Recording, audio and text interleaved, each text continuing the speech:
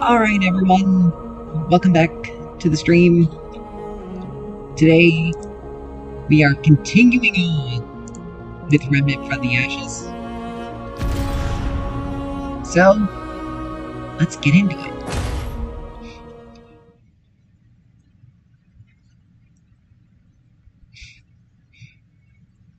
So we just defeated the Totem Father, and we got his material. Let's see, did we... I'm trying to remember if we grabbed the book. That's right. Yes, we did. Okay.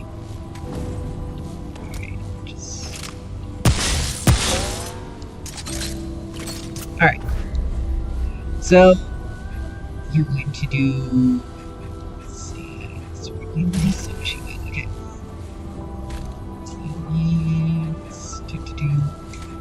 Alright.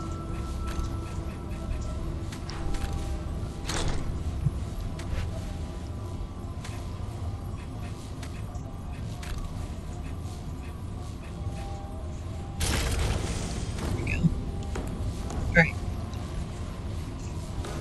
So we got all that. Got everything set up. And we are going to this. Alright. So we just defeated the Totem Father. We got the Eye of the Storm weapon from it. A nice long-range rifle. It fires out shock rounds. And it has that shock effect.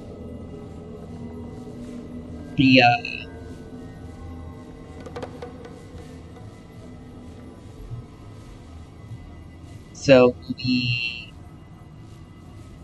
be able to words are hard for now. So here we are. We're at it's like the founder's prison or something like that. But it's basically like a jail. We're in a jail. And as you can see, there's some areas that are blocked off. But we come down here.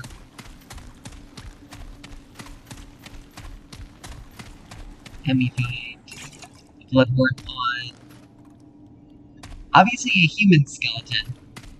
Fun times. Prop up sound. And here we are.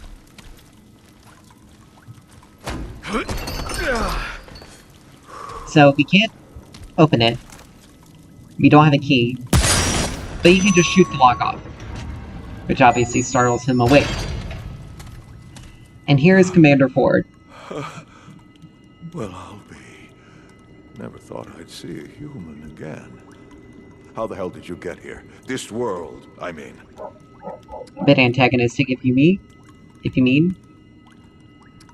The root mother, you said. Why would she send you after me?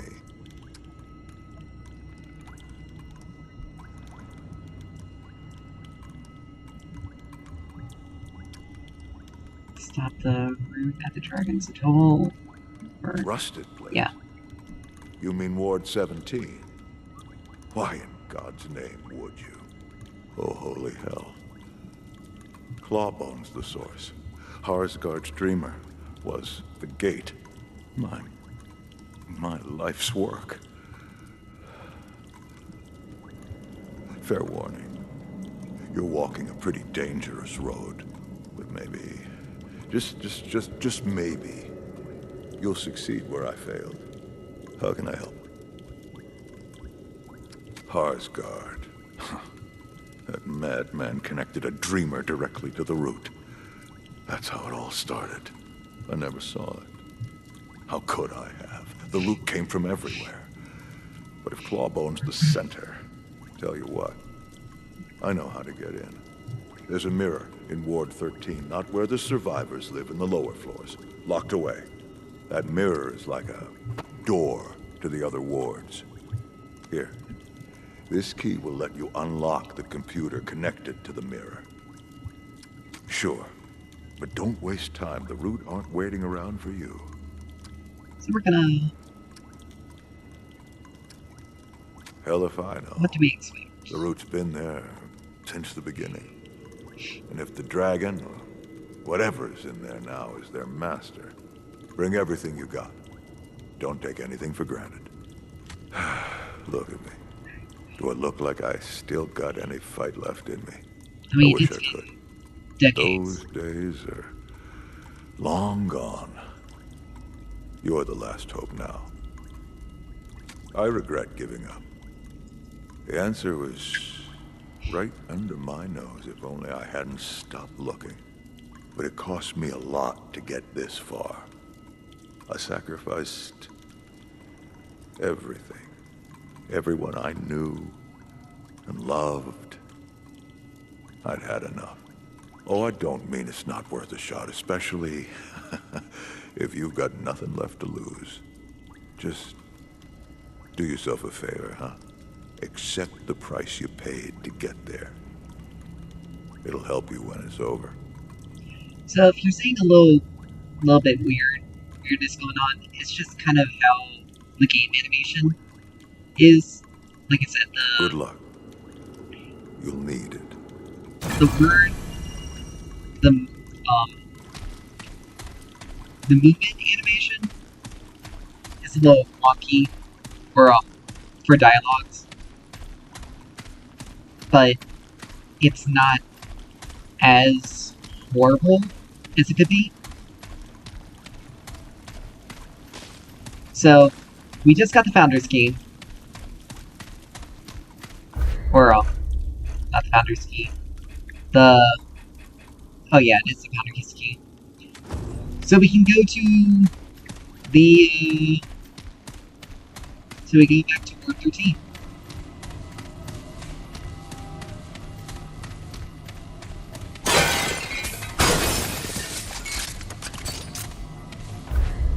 So we're still keeping the Slayer effect, and there goes the dogs.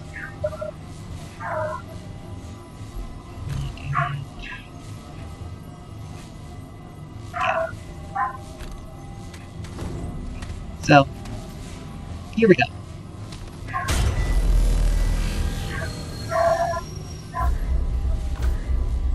So the place is called the Founders Prison.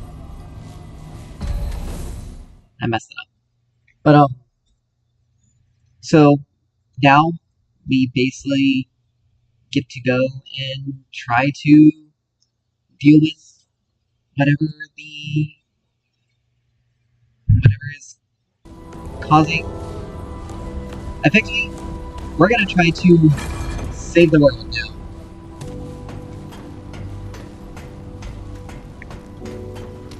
So, let's see. We don't have any.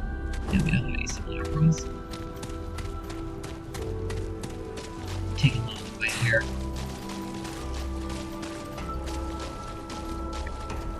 But we can try to. Don't think. So that labyrinth does exist. My grandfather ranted about a moving tower in the city. A door to more doors, he said. I honestly never thought it was real. All this is Maybe dialogue he is you still get out there. after. All this is dialogue you get after getting into the labyrinth. I appreciate your hard work out there. That beast has been a thorn in our side for years. Hopefully we can make more supply runs now. We've made the Root Mother as comfortable as we could. She was closer to the Root than anyone. Here's hoping she can help us. It's strange, though. She moves through the ward like she's been here before. I'll be keeping a close eye on her for now. I mean, she is I have your no grandmother. idea what to expect. Can't imagine things look great out there. Alright. So there aren't any new dialogues for her. But we can... I think there's something new from the Root Mother. I'm not in the mood for chat. But you can stop by Reggie and grab more supplies and whatnot. You've met Andrew. Is he well? Ah, then he is himself. And he is well. Much has changed since we met. You have grown in strength. The Root have tasted fear. It is a feeling unfamiliar to them. This world will not recover, Traveler. What the Root have taken cannot be returned. Yet, we live. You have given us that.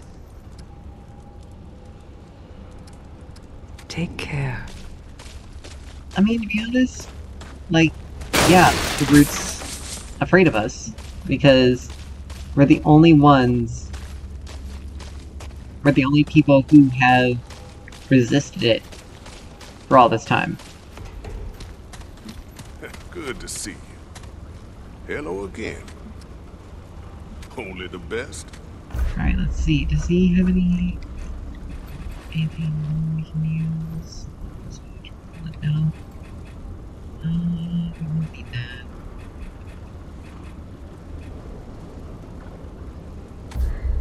Let's grab some ammo boxes. Take care, friend. Hello there, friend. Because we're probably going to be using a lot. But luckily for us, we'll be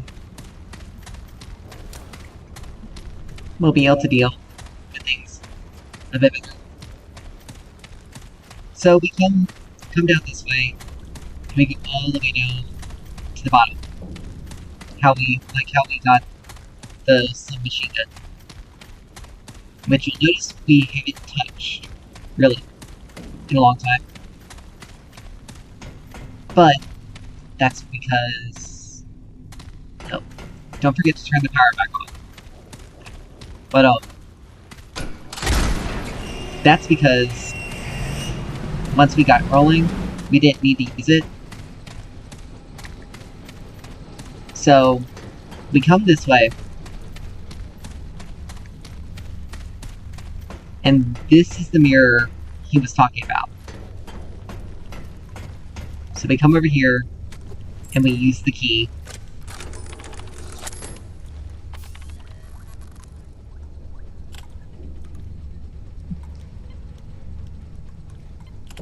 We need to initialize mirror. And that now officially opens the way. Now we can come in here, and you'll see just how things have changed. It is... like, it is infested with the Root. You would think we would need to close this mirror behind us. But there aren't any enemies here, and there are no enemies in this area, period. But as you can see, it's basically virtually a mirror of Ward 13. Except for we're at the bottom level.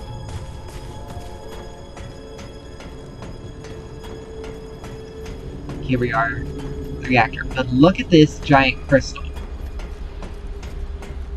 Like, this is a massive research facility. And that crystal, you see how the Root's kind of clutching it? It's probably using that to be able to traverse different worlds. So we come down here.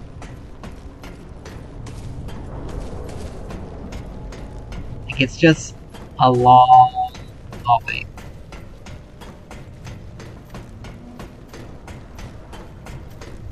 Maintenance access.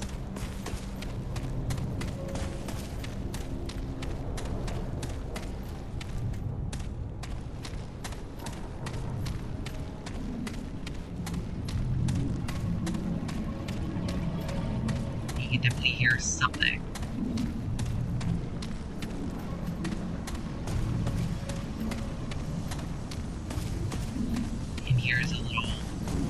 checkpoint. This is for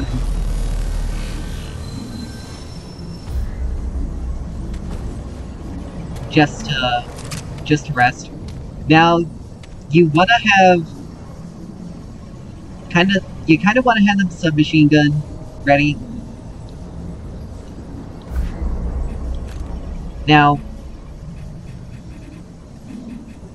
we can basically choose, if you want to, we can use the hunting rifle, definitely, because that'll be pretty useful. But we're gonna try it with the Eye of the Storm.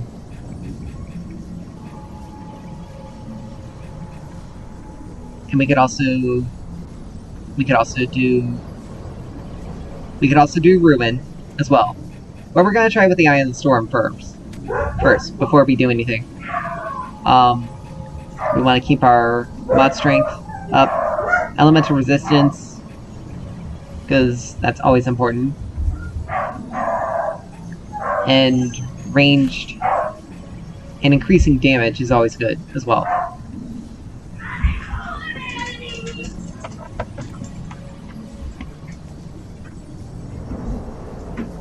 Dog's going crazy. Let's see, increase move speed, fire rate.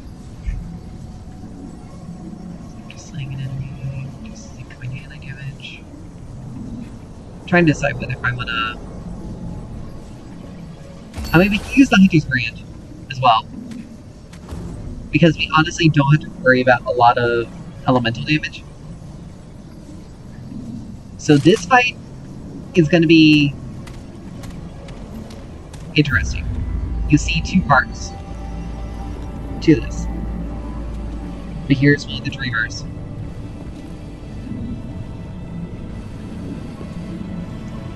Somehow kept alive after all these years. But as you can see, they pull us in.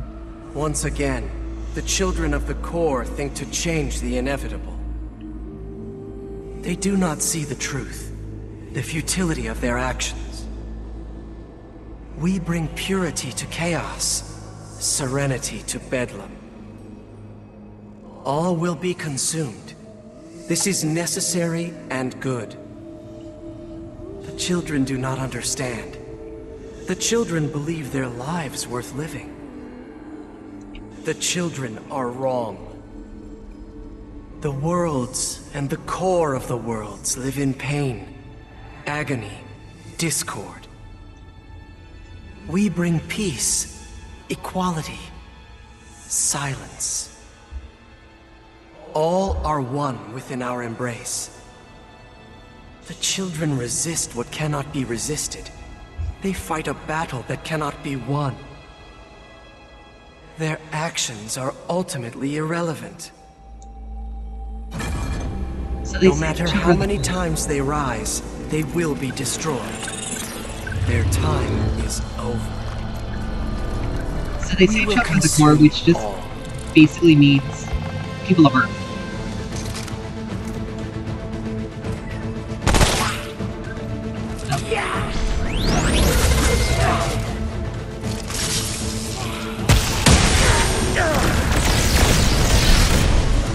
So with this fight, you just kind of have to dodge around. Oops, got there sometimes enemies that spawn, as usual per boss fight. But we didn't take that much damage. We'll go ahead and summon Good Boy, just to make sure we got a. Oops, crap, forgot about that.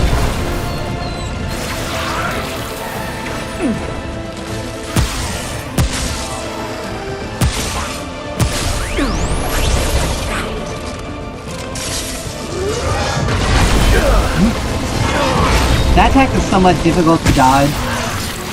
Oh, missed that. But it's still relatively easy.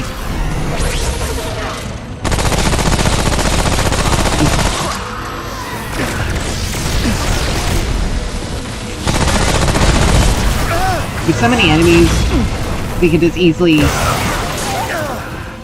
summon the Good Boy to take them out for us.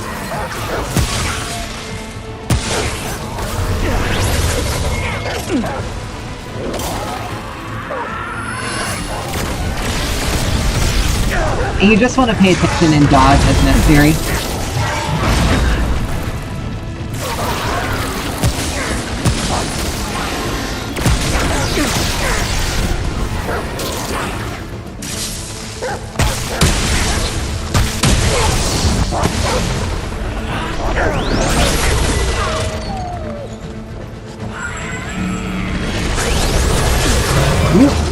Gotta be careful with that attack.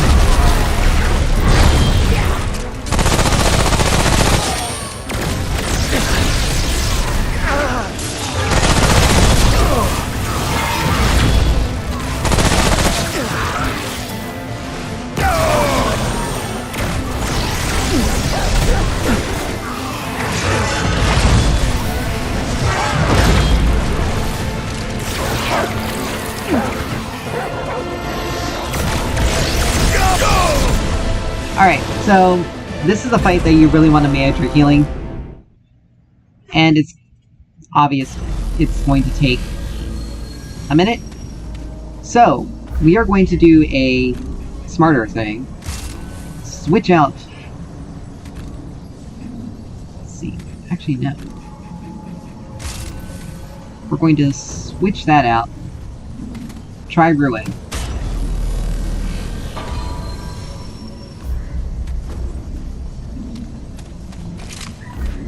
I also don't think... We also forgot to use the Divine Nectar. Lol. Luckily we don't have to go through the cutscene. But we'll end up fighting...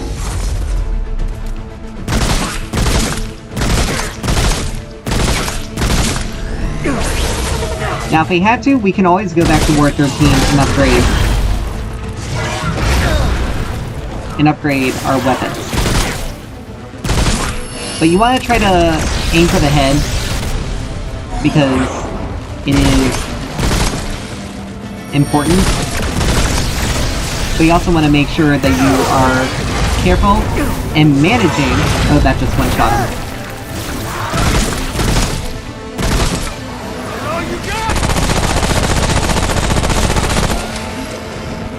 Like, you want to manage your mod appropriately.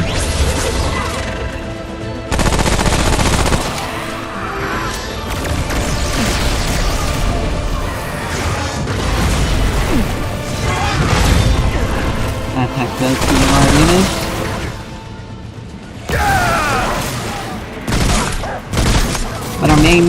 But your main focus should be on the primary boss. If we had the turrets, we would definitely use them.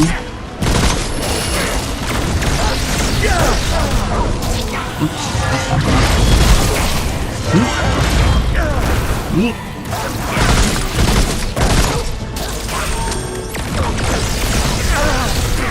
Crap. I'm trying to dodge more precisely, and I'm failing at it. Because I'm also trying to make sure we can get Good Boy back up. Because he is going to be integral in the next fight. Oops, got hit by that.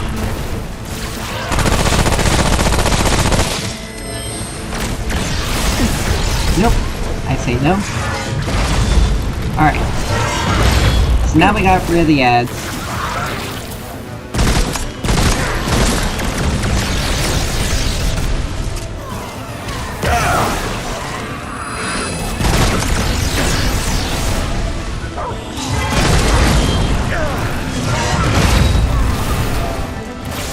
If you can't aim them to use those attacks near his own ads, because they will damage them, and damage them hard.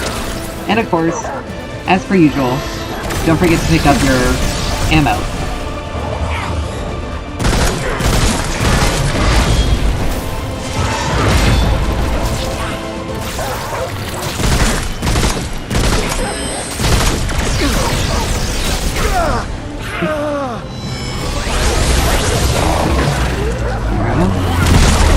Nope.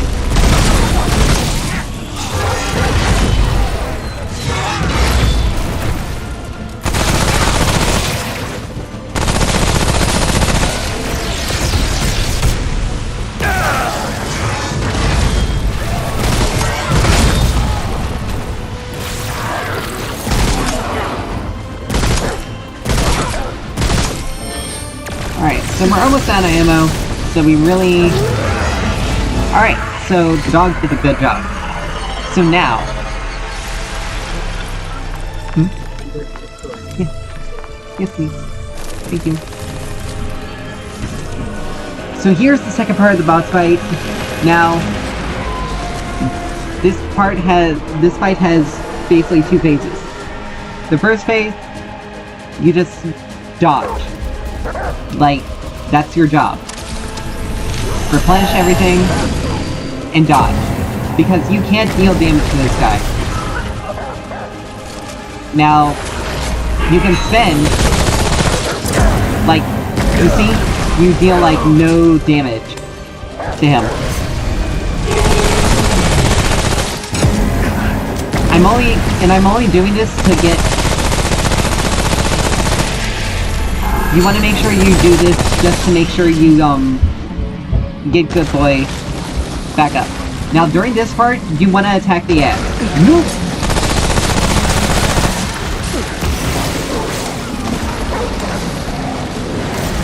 And killing ads gives you a stackable buff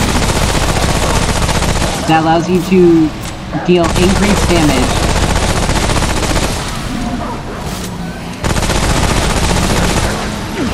to the boss. But you also lose health constantly in this zone, and they spawn endlessly. So... But now he can deal damage. And this buff is necessary in order to deal damage. So now he's vulnerable.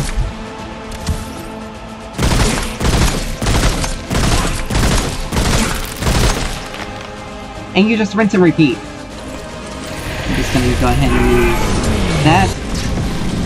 Alright, so it sent us back into the zone. We can once again summon Good Boy. He'll do his thing. And again, this is all designed so that you...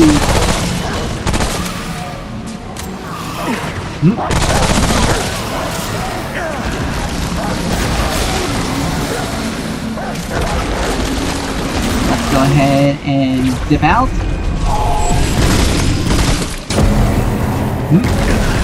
Dodge those.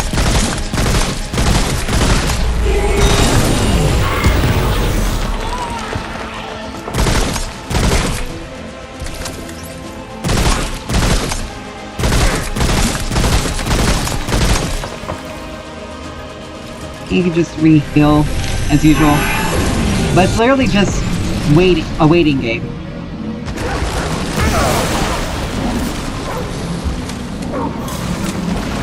Because you wanna kill as many enemies as I would say about 5 enemies does good.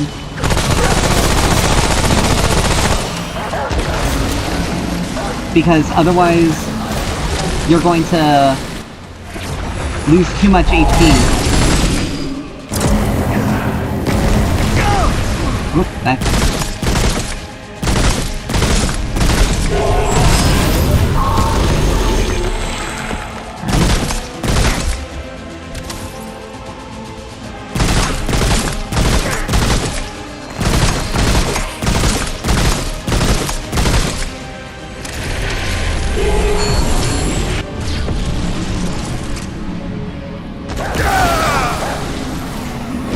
But yes. But this is why we also are using the submachine gun as well. Because of the amount of time...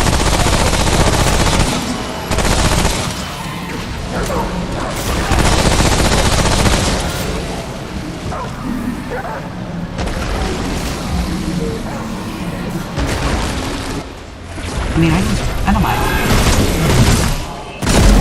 Tell me what else do you have in mind? Oh, that was good. Like, I can use all of it.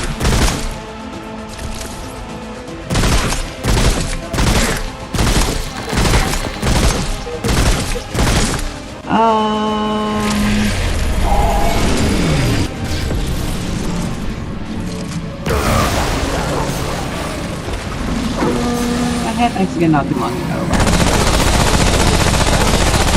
Yeah. So I'm just having to figure out what dinner. Alright.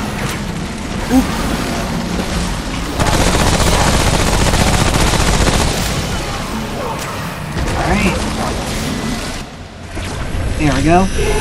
But yeah, this fight just kind of follows all of this. Ow. Just kind of follows this same.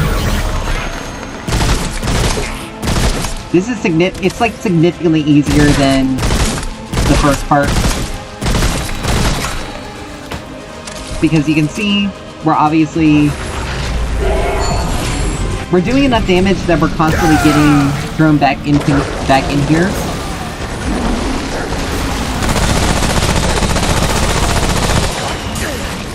Ow. Alright. And when you get too low, just go ahead and use the Dragon Heart.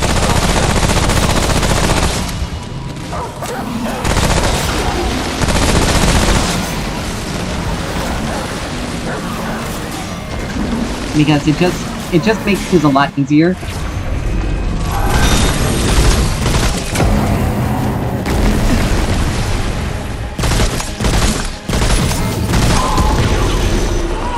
And with this, we should be able to finish off the fight. Maybe one more. Oh, there we go! So close. Oh, it was scary. We almost had to do it another one. But we also got a trait point during the fight, and we got a trait point here. So this Orb of Undoing allows you to just... Basically, what it allows you to do is to basically reset your traits. It just sets them all back to 1 and gives you all your trait points back. The Dreamer's Mana is just the only material that drops from this fight. So it's really the only thing you get from it, which isn't too bad.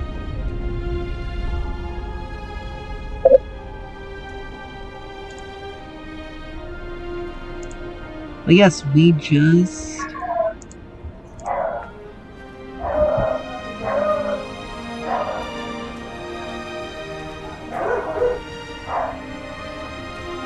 But now we just...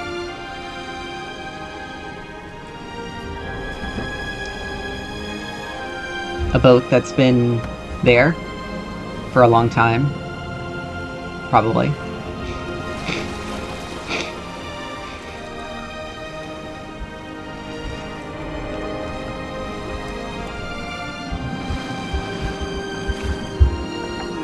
In most cases in a rowboat, when you're rowing, you sit in the opposite direction because you're pulling. It's easier to pull.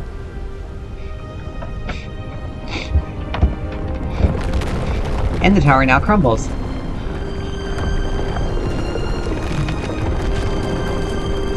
It's really weird because that mask has no holes for your eyes to see out of. But yes, we just destroyed the route from there.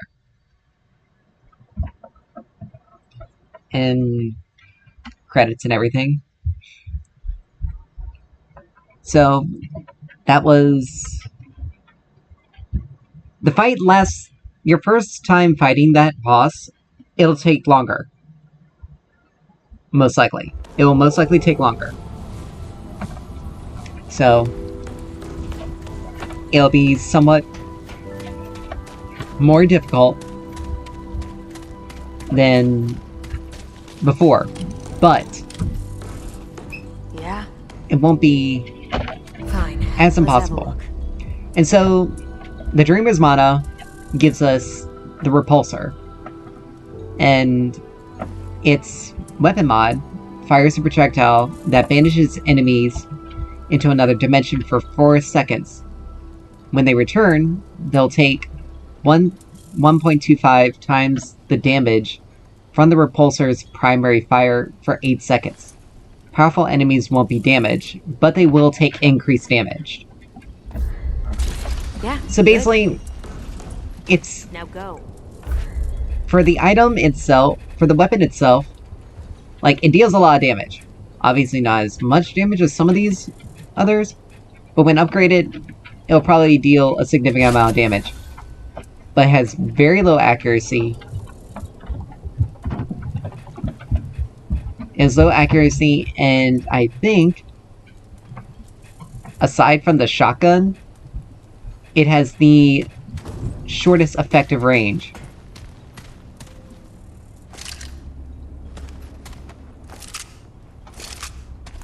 And as you can tell,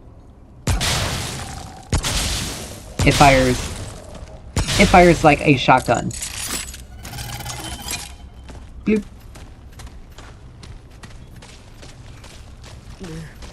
I'm not in the mood for chat. Oh, traveler. So, What do you need? we're gonna touch up some stuff here before we really begin. I really want to use this a little bit more, even though I don't particularly enjoy using shotguns. Let's see... But we can also upgrade the submachine gun for a little bit, just to give it a little bit more We'll put it to plus 10. Take care, my friend. And leave it at that. I'm not in the mood for chat. And we'll still keep the good boy on. But we also got trade points we can spend. Alright, so we also got Mind's Eye, which increases our range damage for each point placed into it. So we have multiple, like, we've still been working, we'll work on bark skin. And given the fact that we're probably going to need to increase our scrap intake, let's see, now we can just put the Guardian's Ring, or the Keeper's Ring, back on. Hey, did you see my text? Hmm? Okay. Oh. That was being talked. Thought someone was talking to me. Alright. So, with this, we have basically completed the game. There's two things you can do.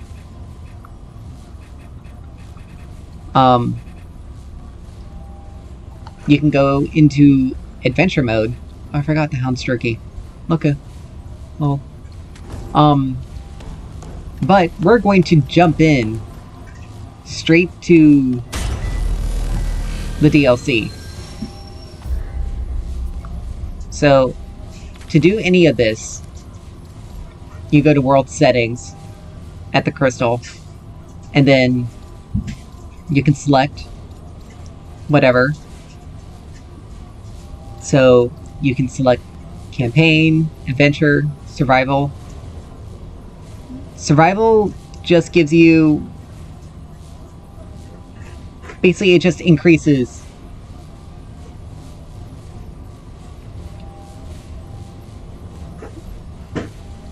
Like, Adventure mode is basically if you want to grab everything and all the mods, try to get as many traits as possible and all that stuff. And you do it for all the worlds. You can do it for all the worlds. But it does take multiple rerolls. So you'll be able to memorize quite a few things really quickly. Then you have survival mode, which just brings out enemies in increasing difficulty.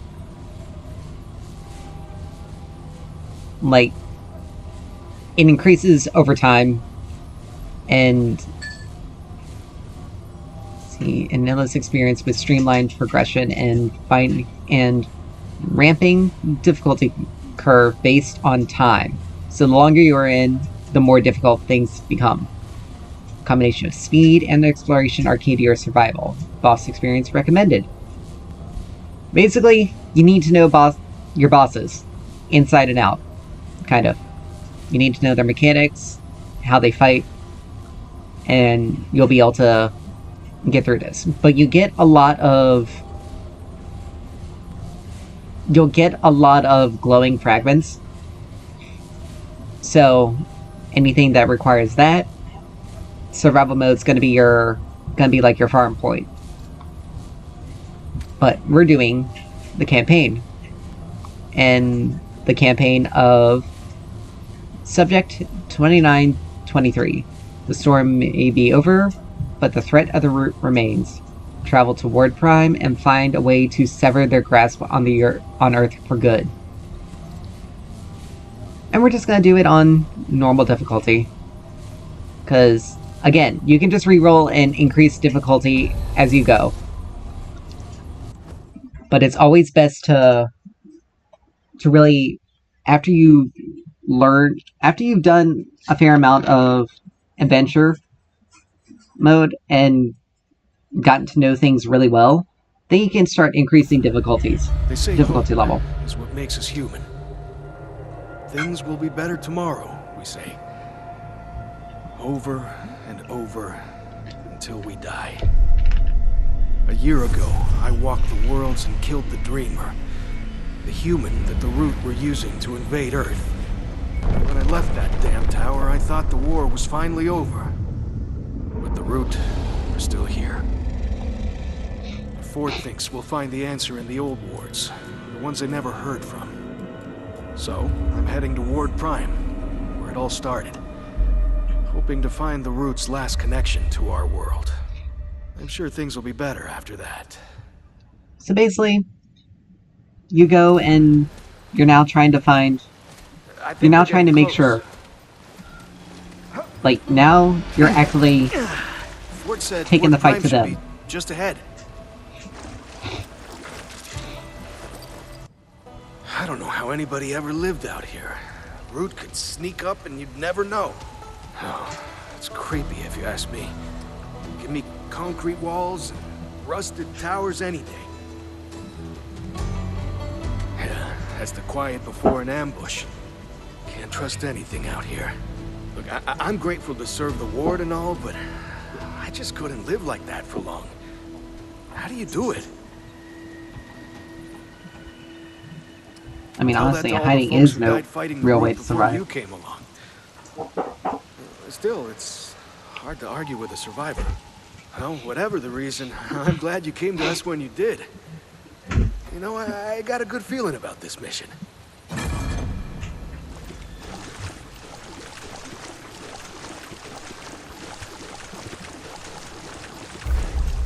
So yeah, we deal a lot. The repulsor deals a lot of damage now, but again, we're gonna have to be relatively close. Surprised I'm not getting this dialogue. I think we're getting close.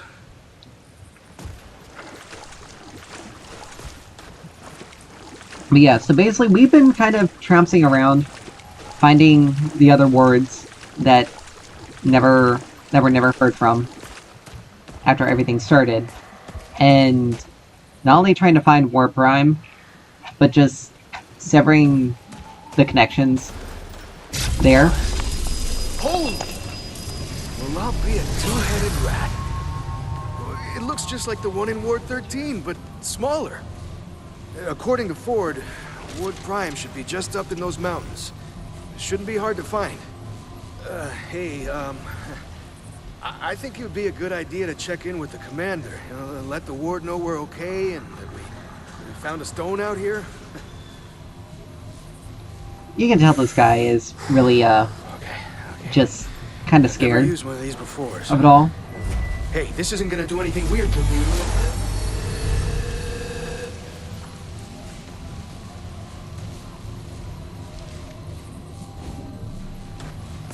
So, let's go ahead and... I mean, obviously we activate the checkpoint, and we can head back to Ward 13. Goldcrest Hills is the place that we're at.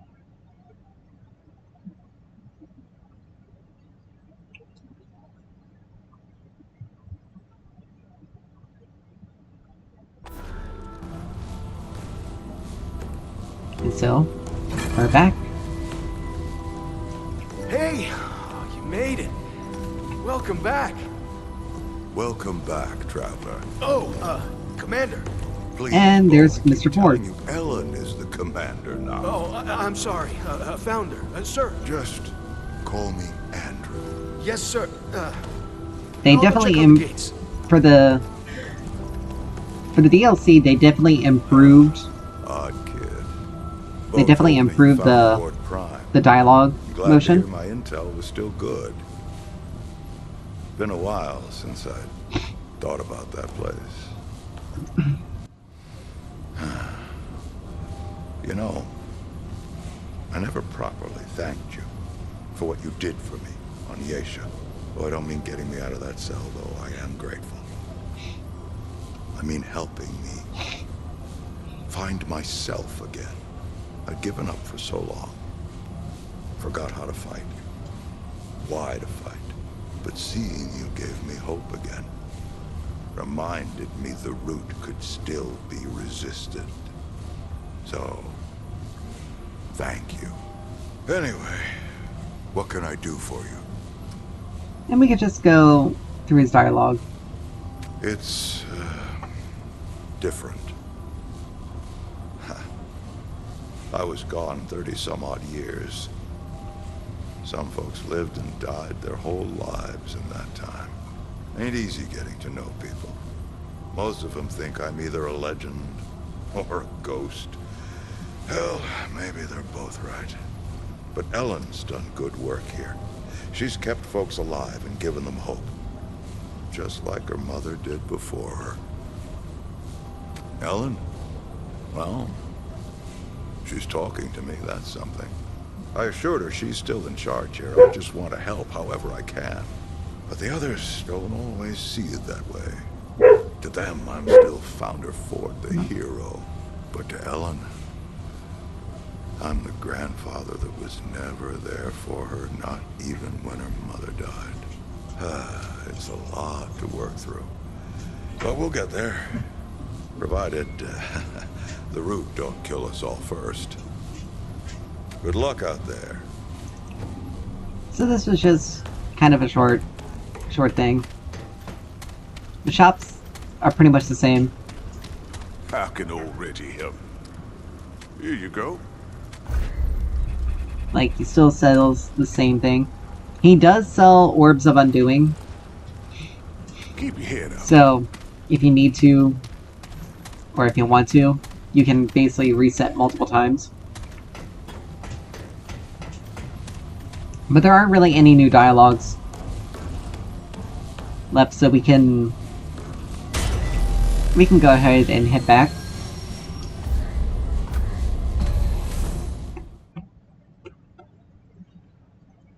So,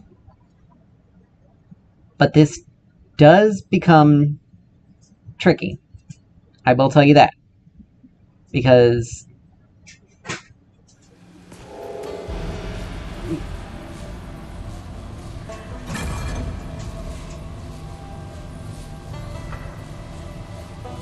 once you get to it, once you get to Ward Prime, there's some things that we can grab that are kind of a puzzle bit.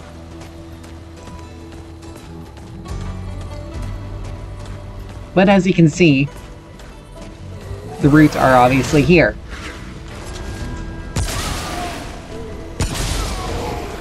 But there we go. 2 shots with the propulsor. Kills it. But, again, you're gonna need to keep your... In this one, well, that one took one. That's because we hit it hard.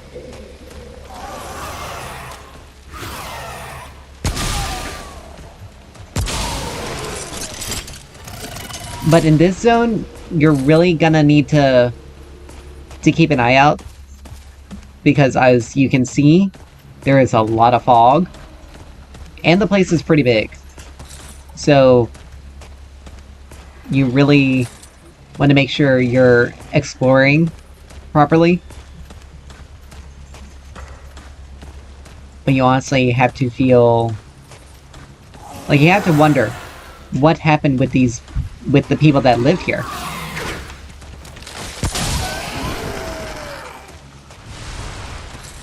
Because these people, they didn't know they were living over a chest for stuff. And again, we got the scavenger's bauble equipped because we wanna get as much scrap as possible while working our way up. But anyway, as I was saying,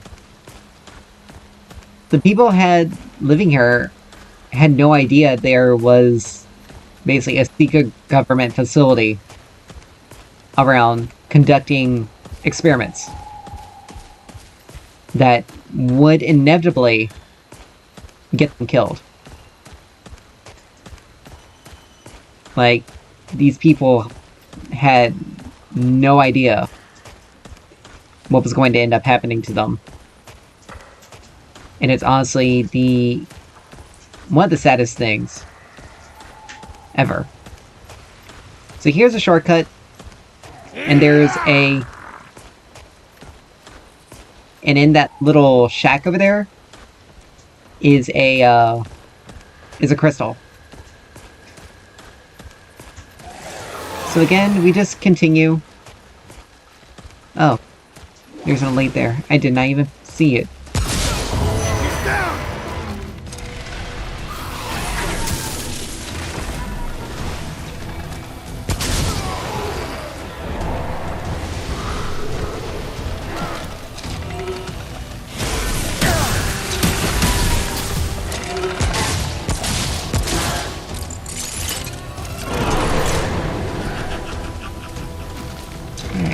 You go. Oh, there you are.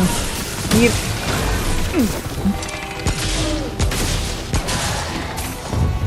Alright. That was rough. So,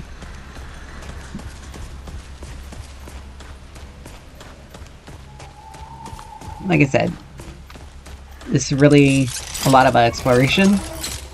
Now, the repulsor obviously has very low ammo reserves. So that's why we upgrade the submachine gun.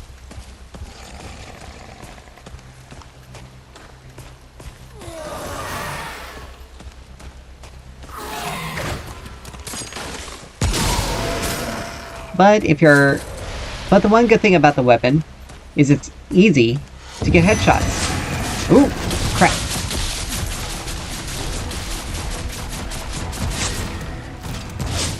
I forgot there are ranged ones here as well.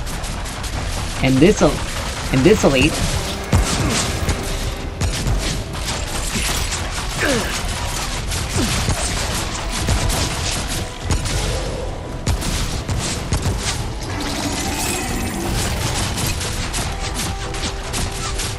is a fair bit annoying because, you know, rapid fire.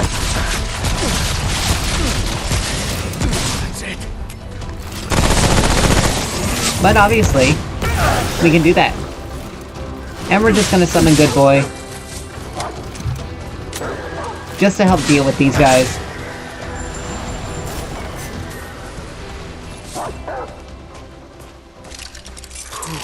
It's over.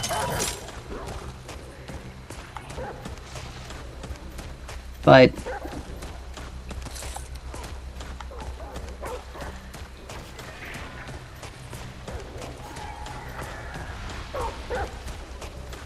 I mean, it just increases the amount of... Summoning him increases the amount of exploration that we just have to do.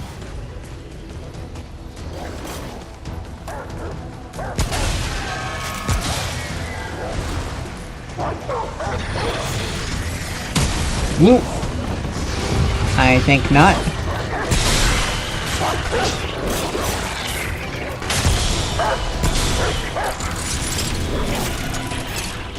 There we go. Oh. How dare you.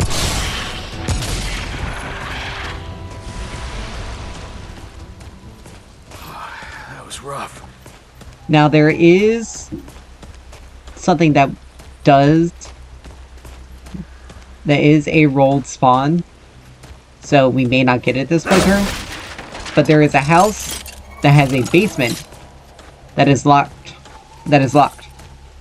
So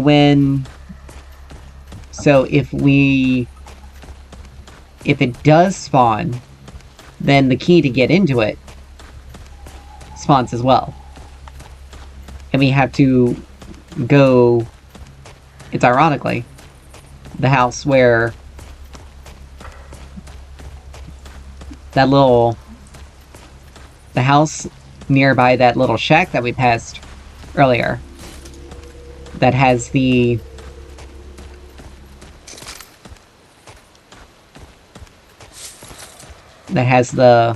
crystal in it is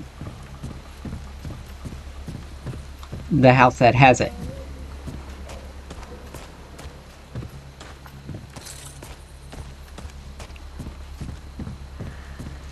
Alright, you obviously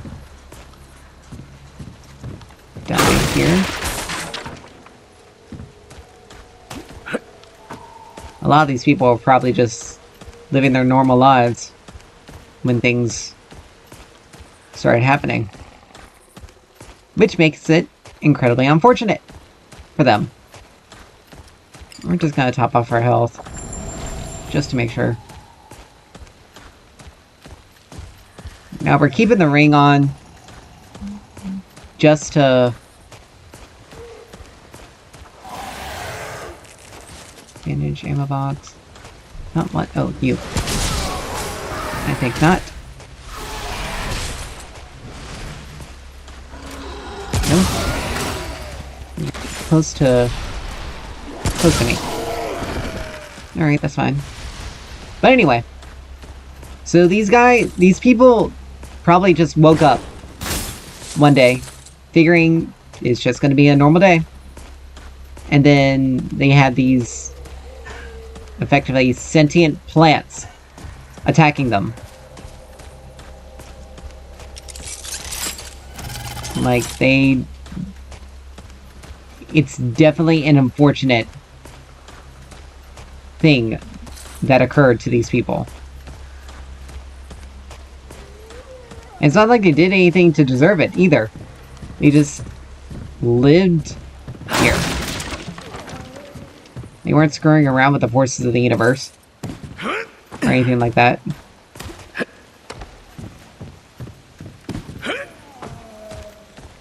So... yeah. With the world being effectively in an apocalypse, you start kind of seeing where, like...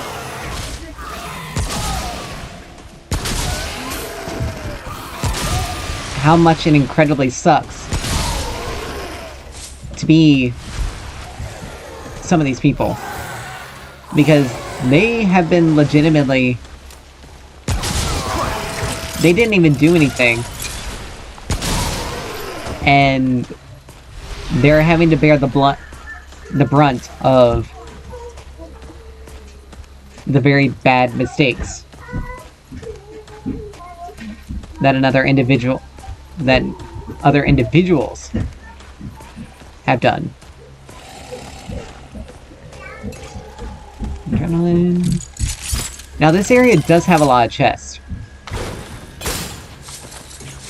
So that's definitely really good for scrap and material stuff.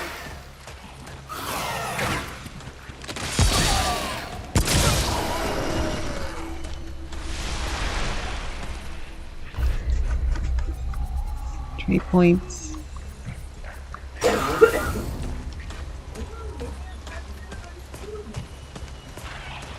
Alright. There should be a lot of enemies in this area, I think. Hold on 1 second. Oh, sorry.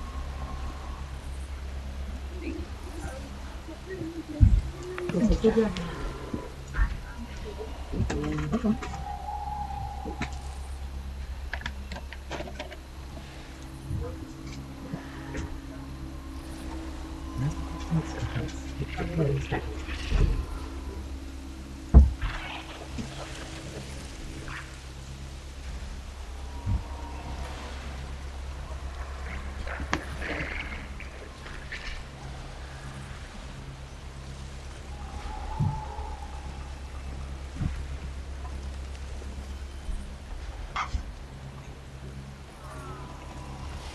Alright, I've returned.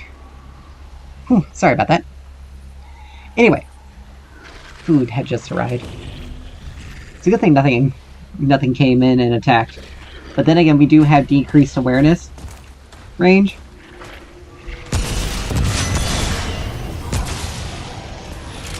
Oh, this guy's stronger.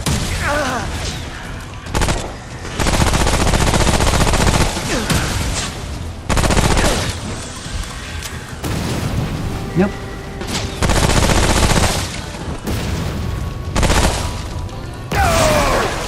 And we're just gonna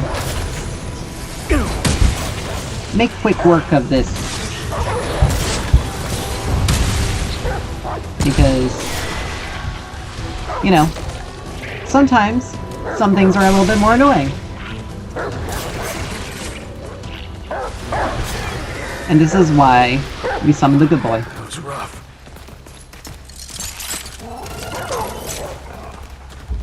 He's just gonna go off on his own and do his thing. And we can just spend time exploring a little. But anyway.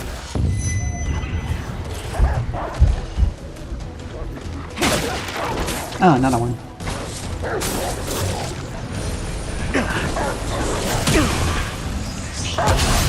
I don't think so.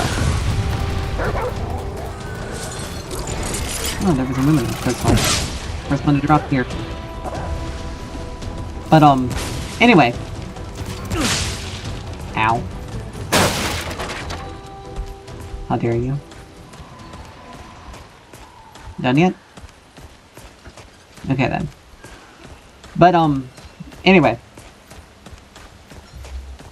So we just kind of continue doing a little bit more exploration.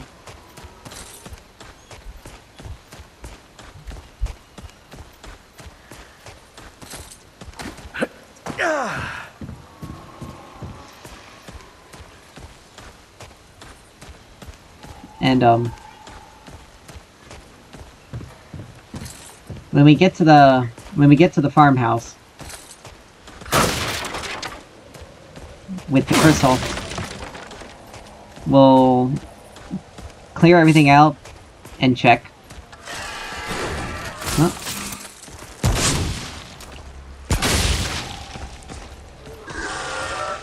You thought. We're gonna have to come out there sometime.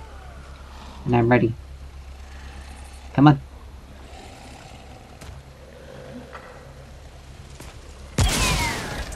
Oh, hitting the gun. It's just as effective. Who knew? But anyway. When we get to the farmhouse, and we're actually able to start, we'll clear it out, we'll check the basement to see whether if it spawns, and if it does, we'll just have a little bit extra to do. But it does give us an accessory. I don't remember what it was. But, as you're going along though, like, keep in mind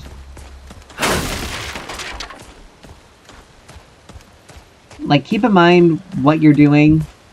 Like, if you're wanting to do like more of a tank in your face kind of build, then, you know, gear and accessories that work for that are going to be the best things you want to equip. Whereas if you're looking for more of a supportive build, yeah, how dare you?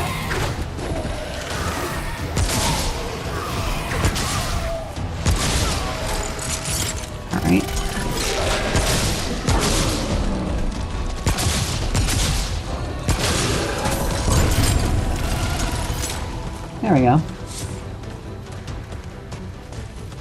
Alright. So, we're almost out of ammo, unfortunately. That is fine. We still have another gun.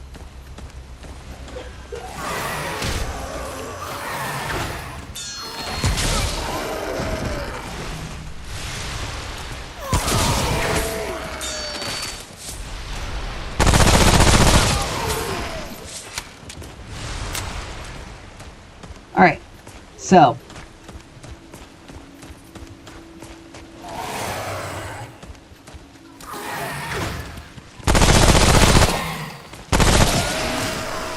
ironically, we're not dealing with a lot of elemental damage right now.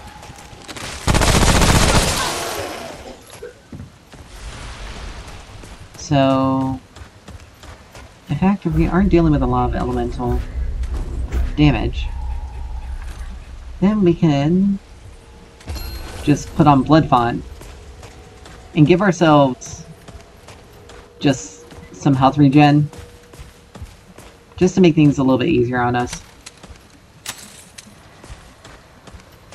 So now we're getting to the farmhouse.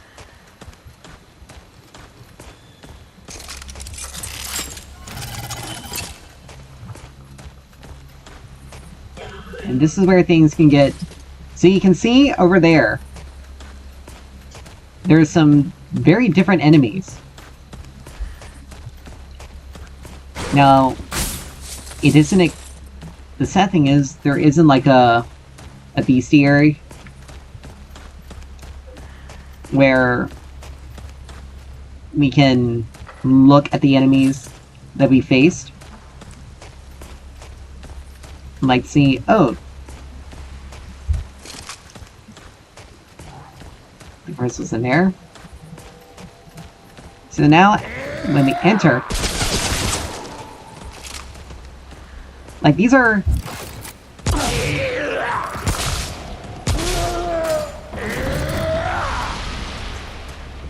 Like, these are... They're clearly rats.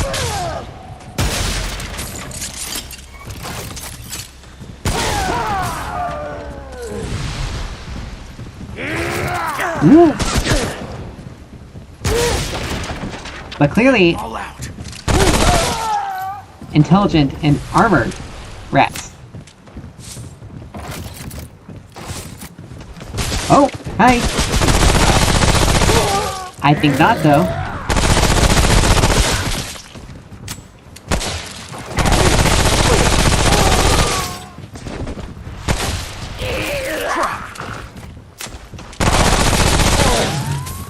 Where do you keep coming from? Oh, from upstairs. Alright, is that everyone? Nope. Last one. Alright. So, there's a basement here. And the door... Yep. So the door has spawned. So that means we can come back to this area when we have the key.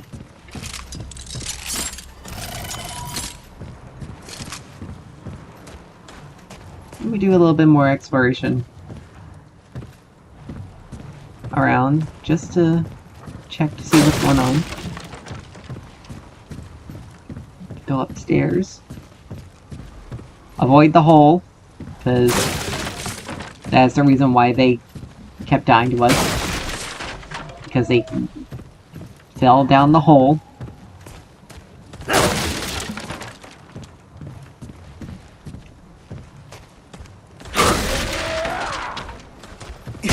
Oh! Hello. You were quiet. Very quiet. So, during my first playthrough, there was an accessory up here.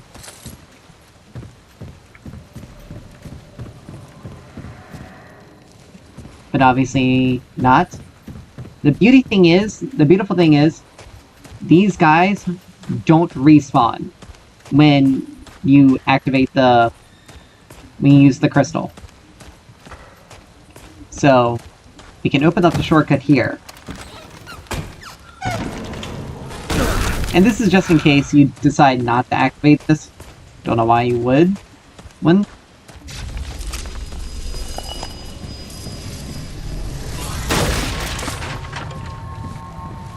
But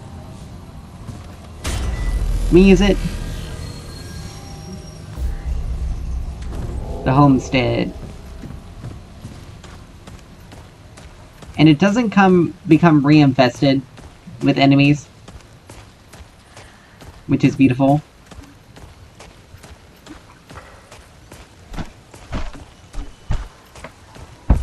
But, as you can see, there are enemies out and about anyway. So we just do that. We do that just to give ourselves a little bit more of a, you know,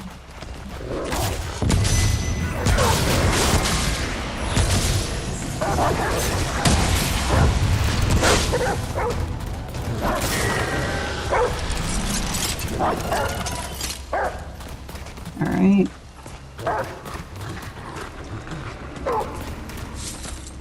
And again, we just kind of explore the area. Oh, hello!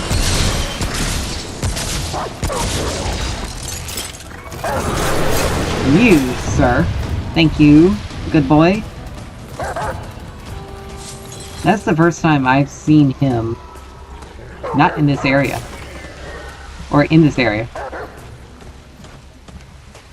Which is really weird and unusual for him. But oh well.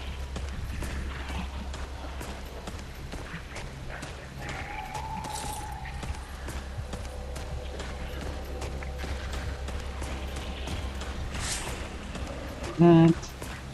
Now we can continue exploring inside the house.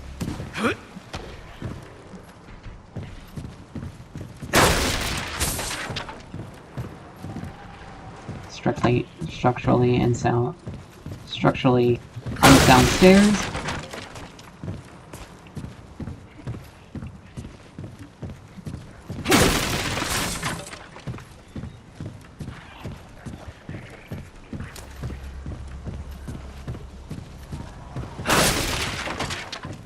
I can hear something.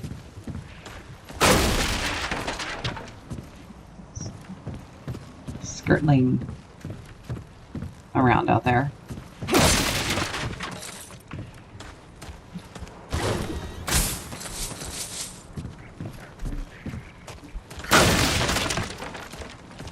Because it sounds like one of the bugs from Corsus.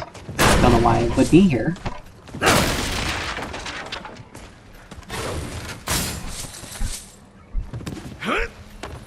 Let's check out anything up here. Nope. Okay. So we can just drop down. We can even go around the backside of the house. Just to make sure there's nothing.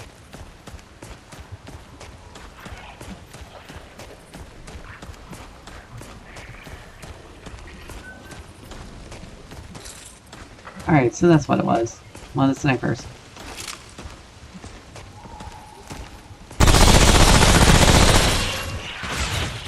Oh, damn it.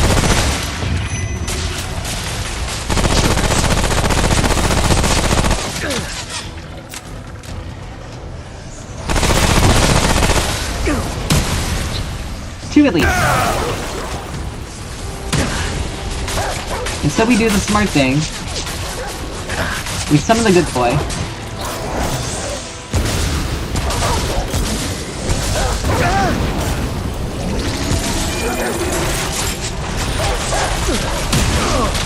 And we take time to dodge properly and kill them one at a time.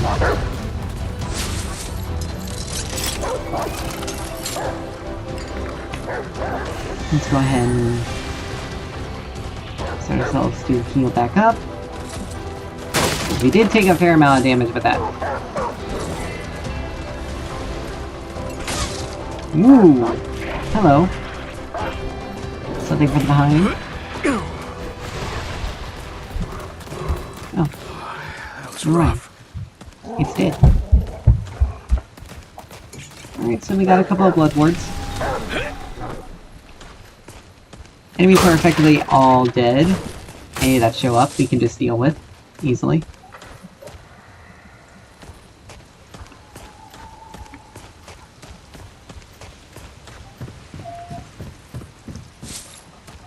Some ammo drops. Good.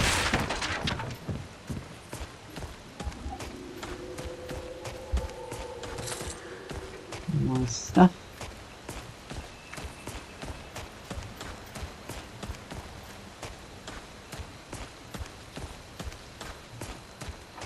And we will continue onward.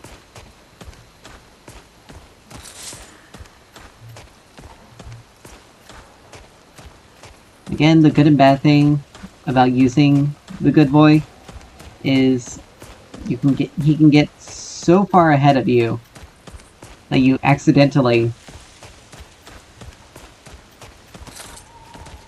can sometimes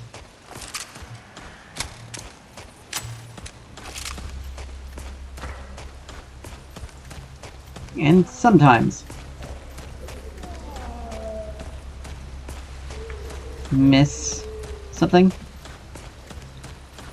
And particularly in this area, since the nope.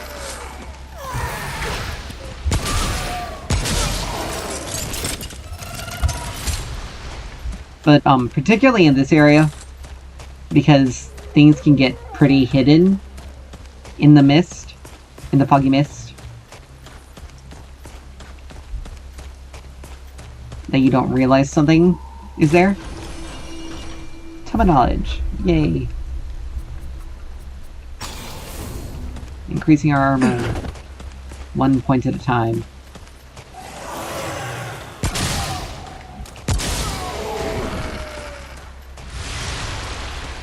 I'm actually kind of liking the repulsor. Still not as great as the assault rifle or the beam rifle, at least when it comes to accuracy and quickness of damage, as well as if you're trying to get too close. If you're trying to avoid getting too close to enemies. The repulsor is definitely good on like someone who wants to be a bit more of the tank.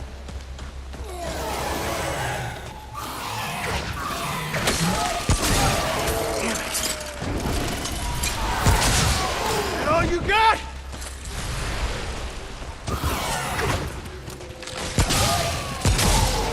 But it still deals...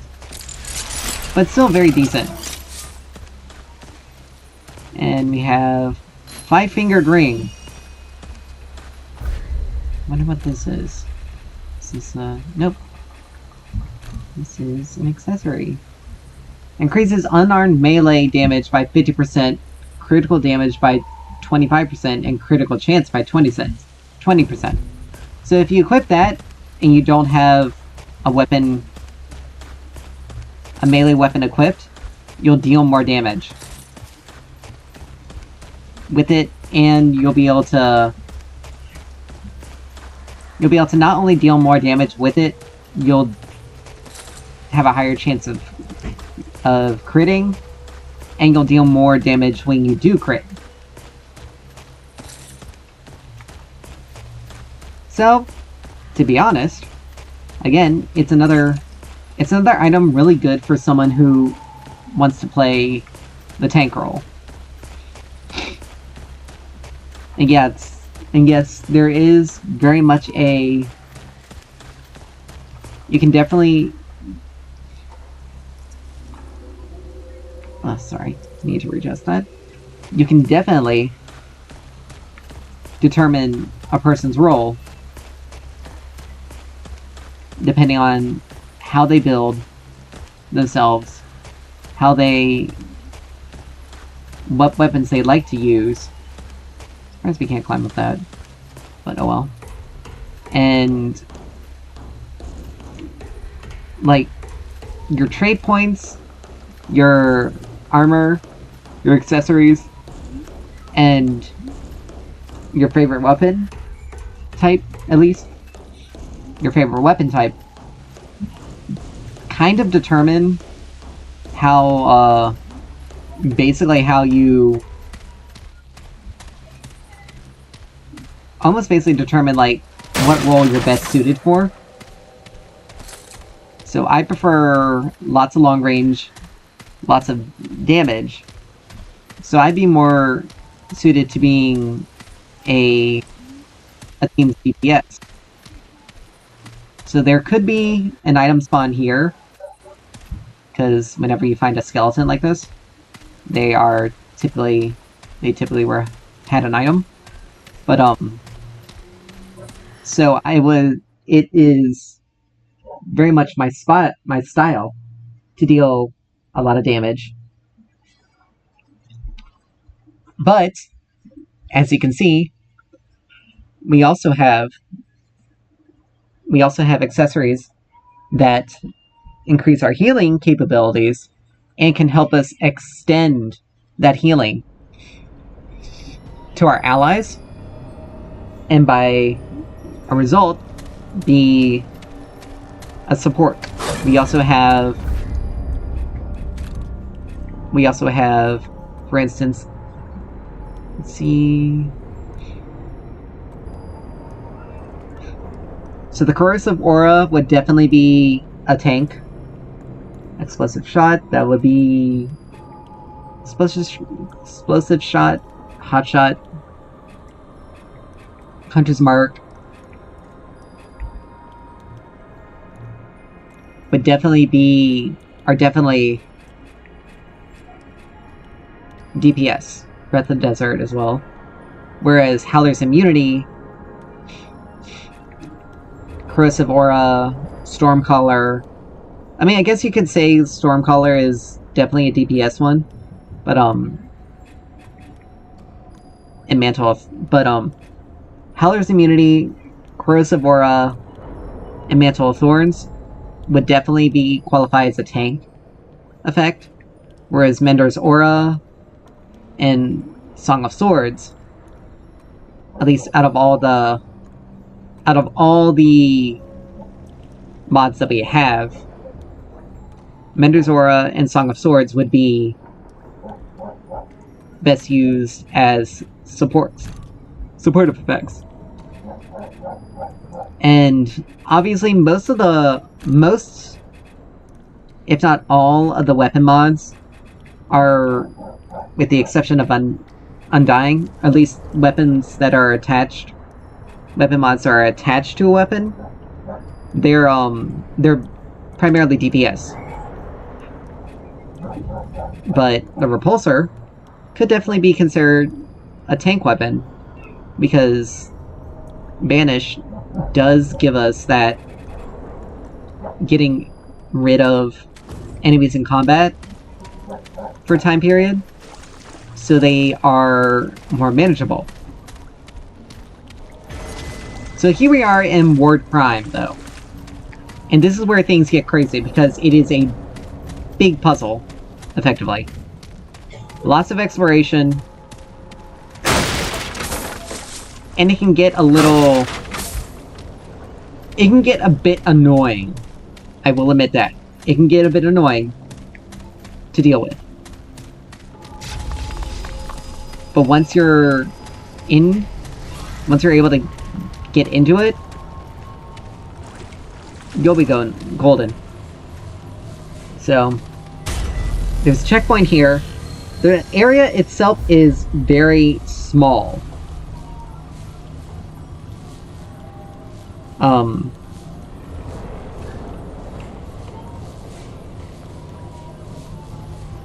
But it's... Let's see...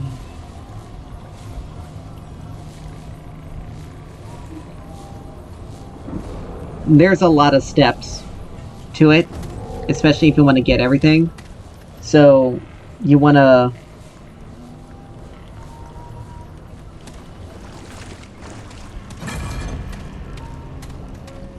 So you want to make sure, like, you get a good layout. That thing in the middle is what we're gonna have to be trying to open up. And there's a lot of things. This thing right here puts us sort of like in a rift. There's a maintenance access here. We can't open that door. There's nothing around. There are steps that lead up here. But they really don't do anything. Except for lead us to, like, an item. And a tape recorder. Dr. Yuri Klarsgård, September 30th, 1960. Today is an auspicious day. The crystal and its corresponding structures beneath the atoll are secure. And Commander Neville has given us full access to the writings. The runes are unlike any script I've ever seen. Commander Neville believes they are of extraterrestrial origin, but I believe they originate from a civilization much, much older than any we have yet known. This gives us a little bit of lore. Deciphering them proved difficult at first, but I believe I have found a pattern. And I am working on a lexicon. The others do not see it yet. Some even claim I am making things up, but I see clear elements of logic in the runes. A story. I hope to know more in the coming months. So yeah, the guy that is responsible for setting everything in motion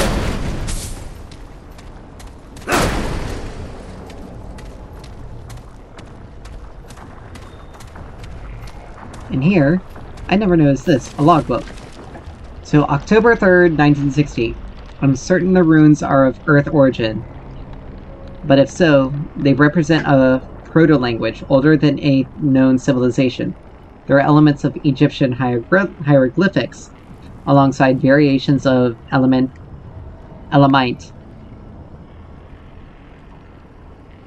I didn't even know that was something that existed. And even Sumerian logograms. This is a linguistic marvel. Evidence that these languages are not isolates, but may have originated from a single common source to all language. As a result, deciphering the runes is just a matter of time. Possible if non-trivial. It is evidence that the author of these runes is very old and advanced for their time. They have been unable to date the structures themselves, but I suspect they are tens, perhaps hundreds of thousands of years old. Those go against everything we thought we knew. We must learn more. So, understandable, like something interesting.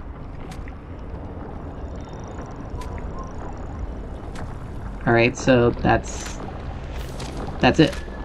Alright, so it seems like all this began as an innocuous thing of just trying to understand the red stones. However, something else may have been at play. Now you'll see these phantom enemies like this roaming around. Don't worry about them until you activate the breach.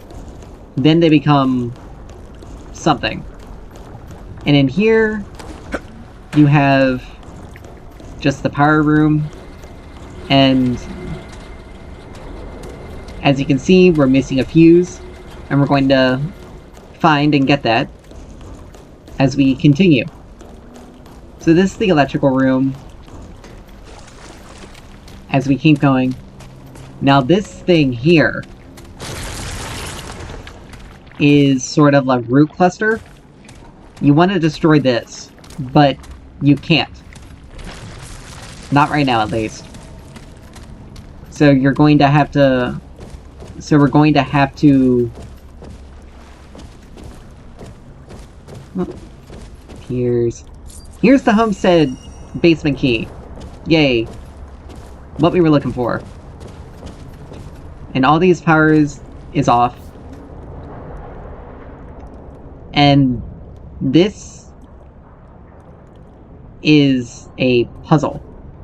I don't understand it yet. But it opens up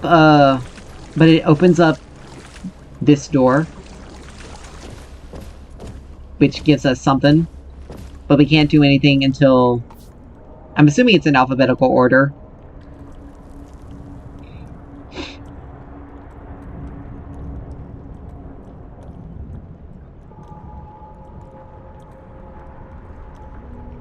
Or, it's in some sort of numeric order. I thought alphabetical, but numeric. But we can't use it until we activate the power. So now that we have the homestead key, you see as you run through it, it just kind of phases out of existence. Since we now have the basement key, we're going to go back over to the homestead and enter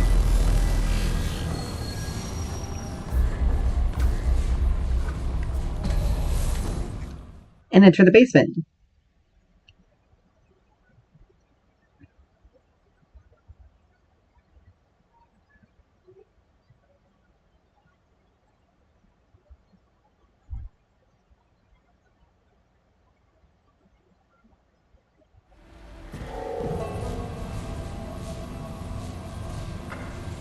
So, we are back here.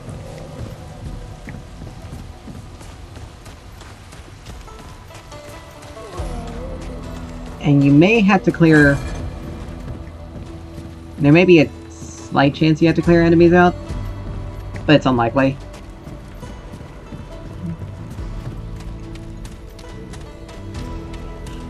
So we just come down here. Homestead basement key. We open this up. And we come in. Here. Obviously, someone was staying down in here.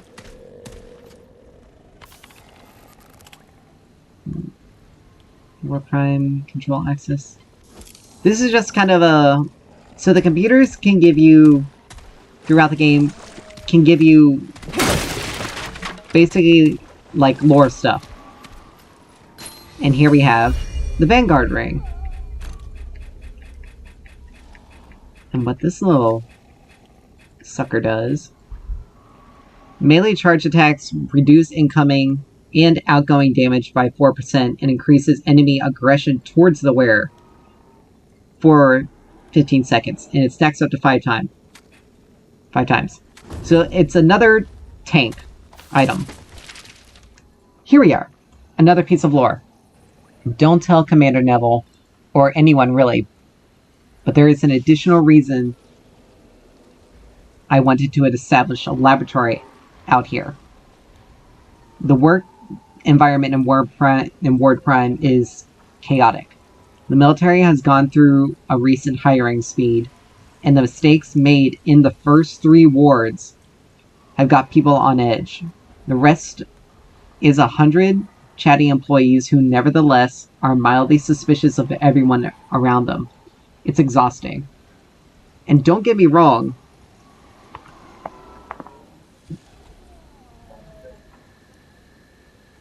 and don't get me started on the open plan workspace. The Ward 1 contagion absolutely makes isolation the best choice, I won't lie. This is the only place I can get anything done. So, obviously,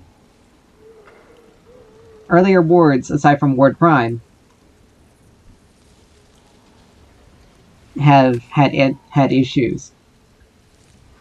May 31st, 1965.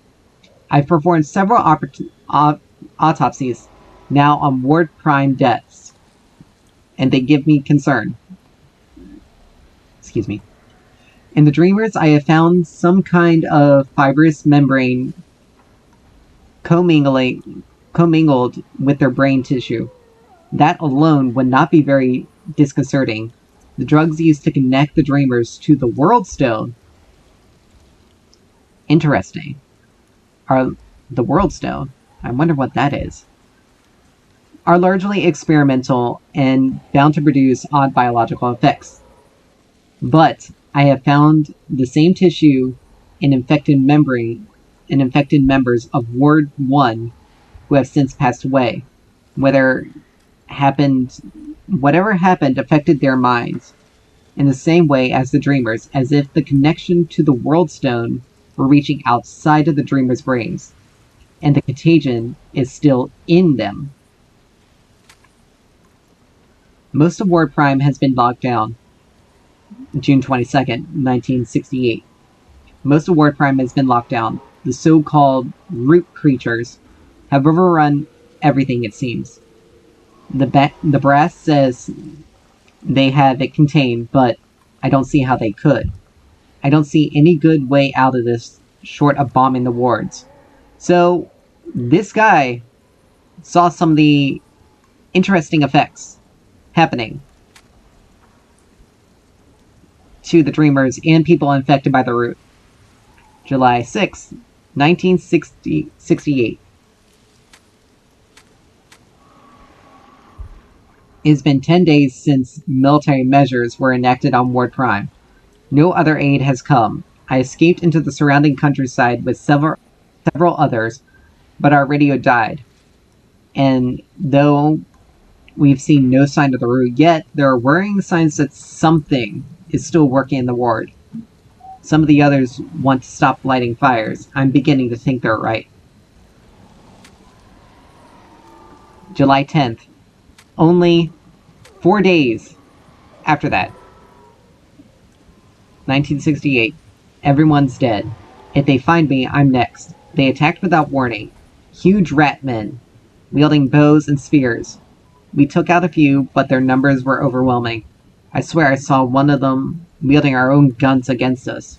I don't think they followed me, but I don't know. I think my farmhouse lab wasn't far from here. I'm going to try to go there next. If this is my last entry, well, you know what happened to me. July 11th. I made it. Not only that, but I found Dr. Weisskopf alive and living out of my lab. He seems a bit unbalanced, but it's probably just the isolation. He said he's found a way to eat. I also found one of those dead rat things on my way in.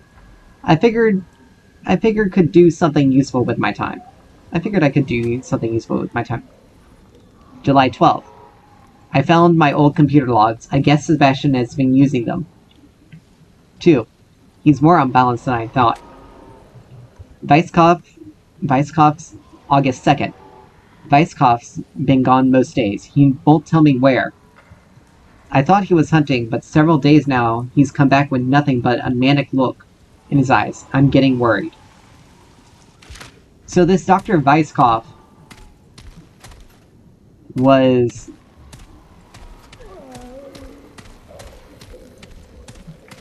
unhinged.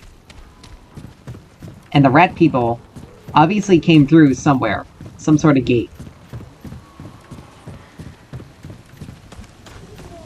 So, interesting. I don't think I saw that before. So now we can head back to Ward Prime.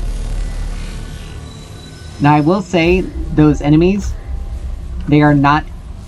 You just want to ignore them.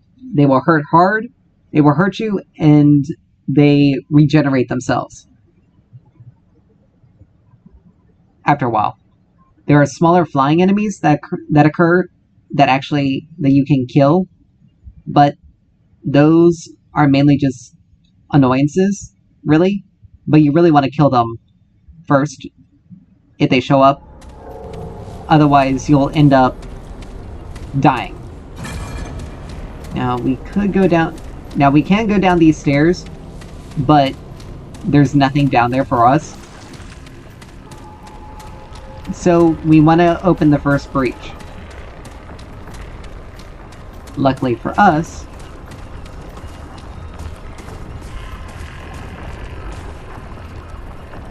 alright.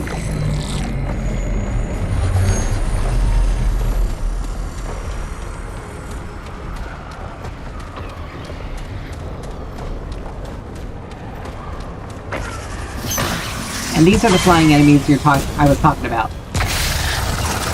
very easy to kill, but they can also do a fair amount of damage. But, like I said, you want to kill the root clusters.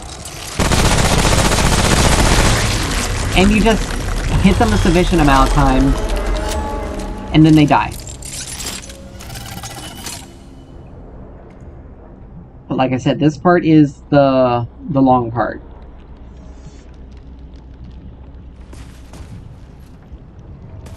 So now we can go down these stairs into this next section. And ooh-wee! Like I said, this takes a minute. And you just do some exploration.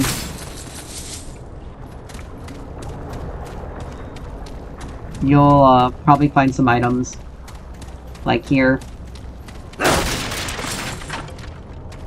Like here's a blood wart. And here's an ammo box. And you want to explore the area to make sure you know where things are. Because it is like a maze.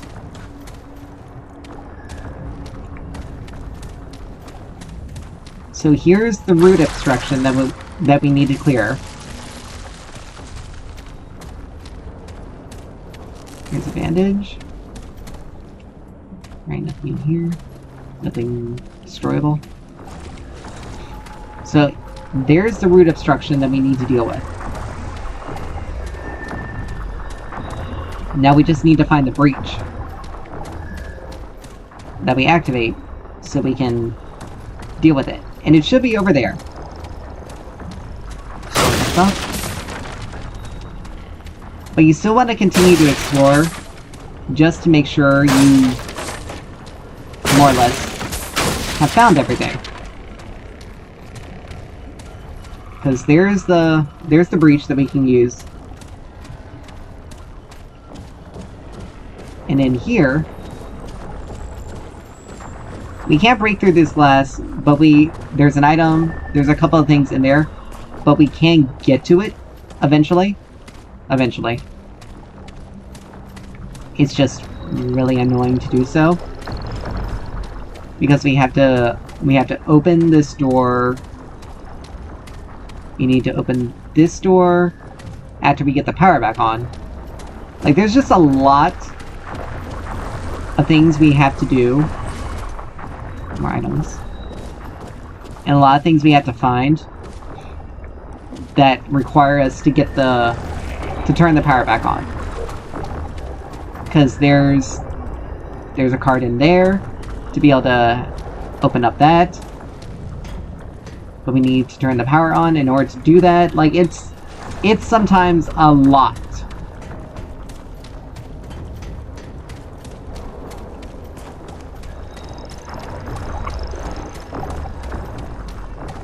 So we come back over here to the breach. And this one we're actually gonna have to be wary of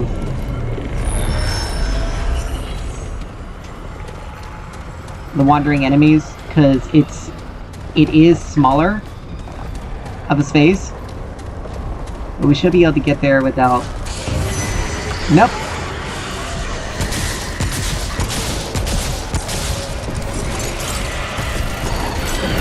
Neat. Alright, there we go. Just in time, too. Whew. I think we also missed some destroyable stuff earlier on while making our way up the shelf. But over here, I think we'll probably pass... Okay, yes, right there. But yes, you saw that was relatively close. Like, we almost got it. We almost got tapped. Now, it won't kill us, but it will hurt a lot. Anytime you have to spend healing extra when in the breach, the less time you have to... Oh, someone was set on fire. and was stabbed through with a root. But the less time you have to actually destroy the breach.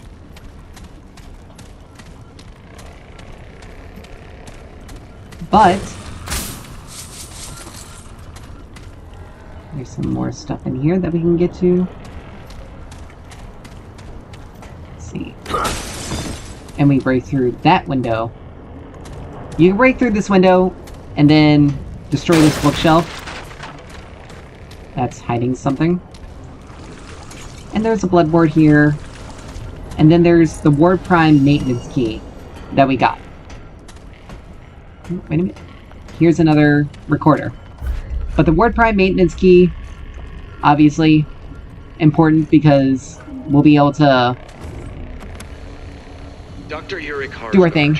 June 7th, 1961. I have made a tremendous breakthrough. The crystal may not be a power source at all. The author of the runes, the one who calls themselves Clawbone, calls it a world stone and suggests it may be used as a kind of viewing or even transportation device. I had originally thought the runes described Clawbone's countries, some prehistoric civilization on a distant continent, perhaps. But I have since come to understand that the author is not from our world at all. He or she may not even be human. The passage I've deciphered speaks of many different worlds, of pain and suffering and death, and most importantly, how Clawbone's people have evolved beyond it all and strive to share what they've learned. I believe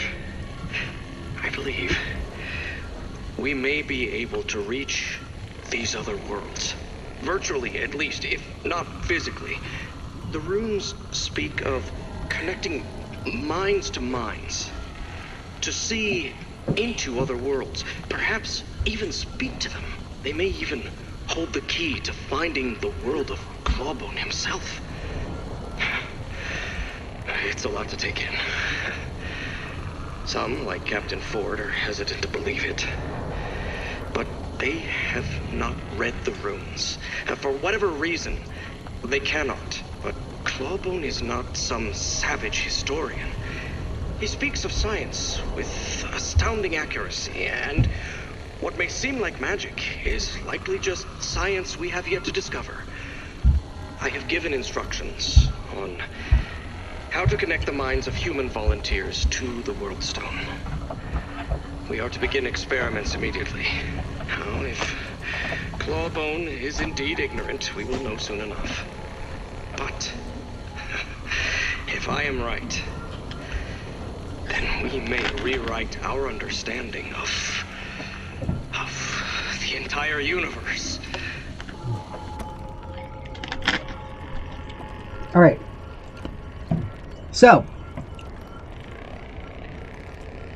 obviously, Clawbone and his people became the root, or at least some sort of facsimile to it. Is that back? I'm surprised we're not able to vault this. I guess it's too large. So now, we go back up. Because we can't do anything else without the power being on. So we use the maintenance key upstairs. But Clawbone and his people obviously bought into the roots like unification ideology. Basically, like, everything is better if we unify everyone and are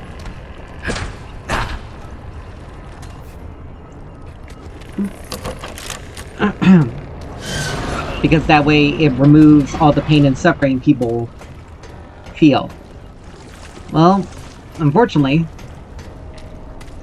that isn't always the case. And that's... Alright, hi.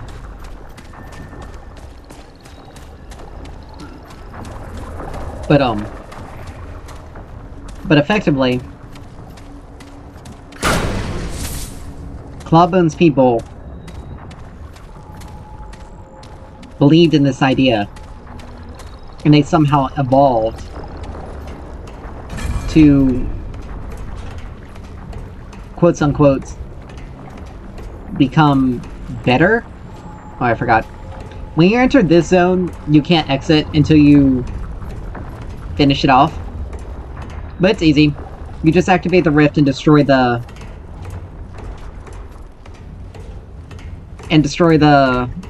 the clusters. Like, this is the easiest one because it's literally right there. But, now it's unclear as to whether or not...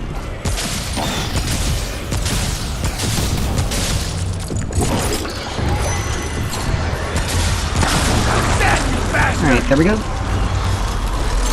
It's unclear as to whether Clawbone's people were victims of the root, or they were the root. Because it talks about an ancient civilization, and the thing is, hi you.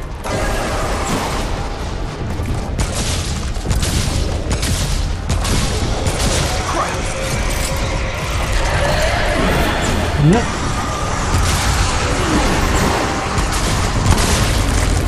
Alright, there we go. That's that. But yeah, they're like the ancient civilization that we don't know. So they could very well have come from Earth. They could very well have come from a completely different world. And they made themselves into the root because they had some sort of idea to unify the universe, to remove all the stuff. Ooh. Small ones. That's okay. It's kind of... ow. Dodge.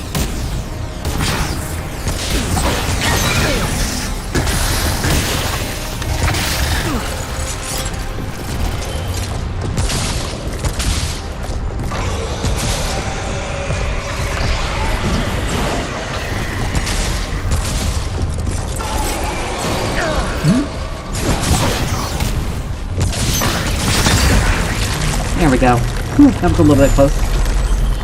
But anyway. That was rough. Now that we've done the breaches,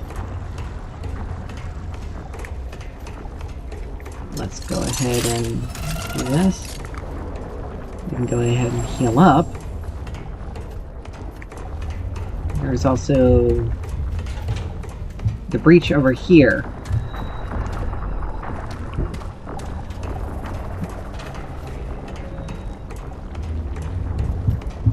Now, the one thing I'd never done was summon the dog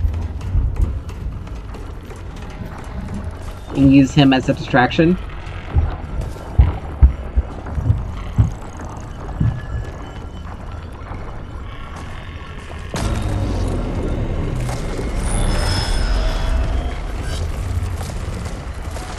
Alright, so we should be able to get past this.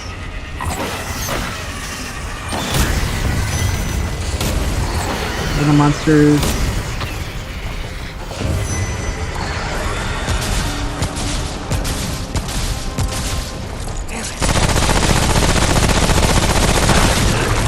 Alright, there we go. That's that. We're done with it. We're done. So now we don't have to worry about that. Another piece of lore. Dr. Yurik Harsgard. December 13th, 1962. The early wards have experienced a number of setbacks. The Dreamer in Ward 2 was the center of a mass murder-suicide earlier this year, and Ward 3 is now nothing more than a burnt-out husk. These incidents seem to have stemmed from miscalculations with the Dreamers. Their minds could not handle the reality of what they experienced. Or so I suspect. There have been murmurings to shut down the wards, but Clawbone's writings warned such things might happen. There is no other way. If we are to save our world, to bind our minds with Clawbone himself, then these are the sacrifices that must be made. Everyone knows what is at stake here. To use a vernacular phrase, we will reach utopia or bust. Alright, so, as we can tell, Mr. Harsgard is effectively now losing his mind.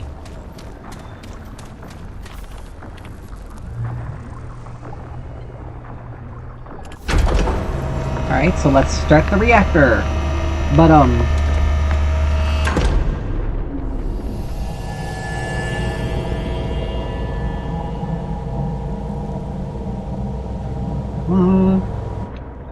so, for all intents and purposes, like, these problems, I can understand, because, you know, scientific setbacks, a bit more of the mass murder-suicide situation, and the burnt-out husk situation, aren't exactly ideal. Alright. So now we continue more exploration.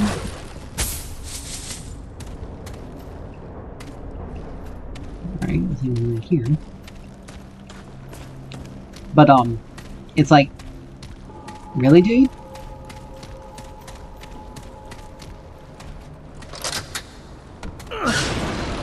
We open this up to the rest of the medical ward. Here we got a tome of knowledge.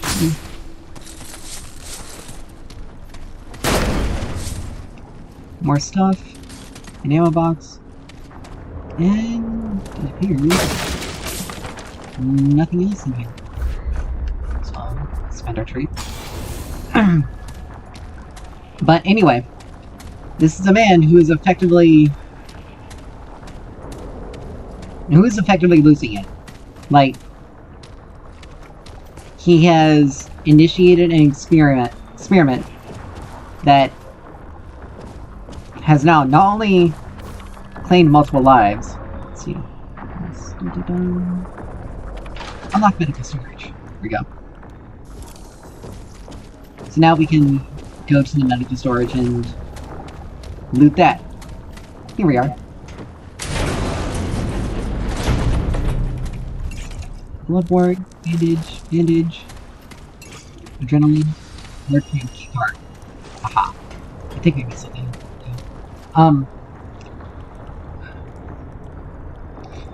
But basically, when people start talking about a utopia,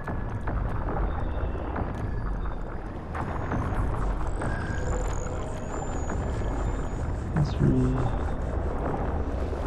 the honor, interesting.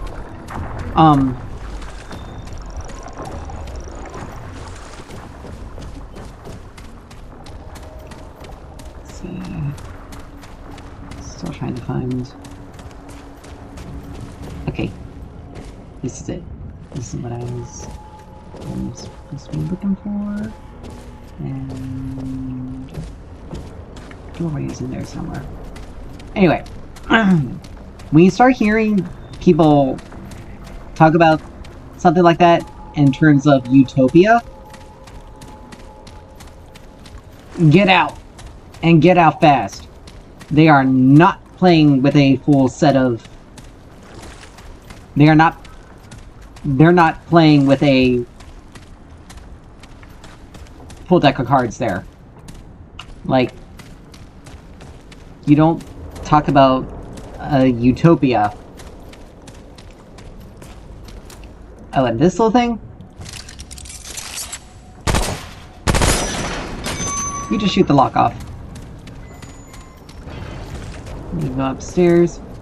And unfortunately, we can't go through there, sadly. But you use this hole to shoot the lock off that door, so we can go in there. And get the things that that are in this room. In this... Because we come in here.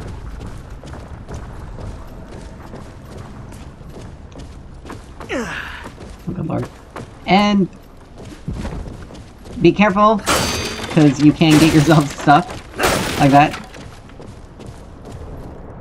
Another dead body with a root.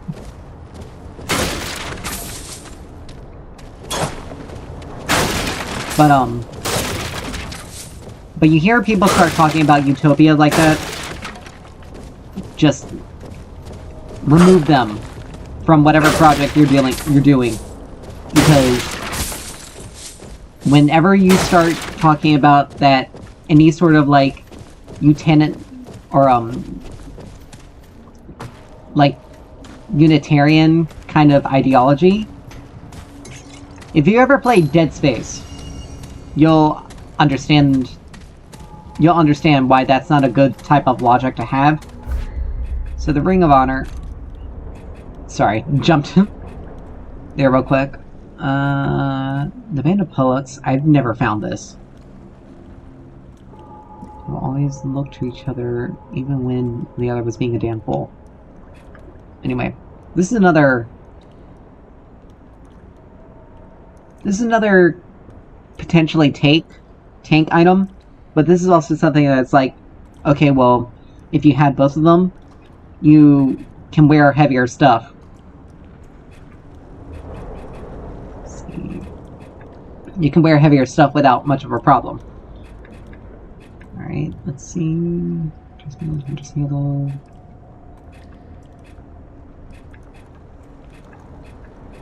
There's no resistance. Ring of Honor. Increases health by 10, stamina by 10, and armor, and reduces armor encumbrance by 10. So this is basically... We do that. Let's see, wait a minute. It looked like our armor was down. Went down. So let's see, we got bullet phone equipped.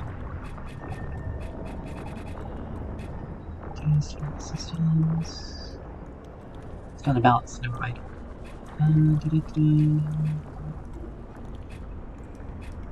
This is a dangerous item, restriction cord. Because you can't heal above 50% of your maximum HP, but you do have a reduction in oncoming damage.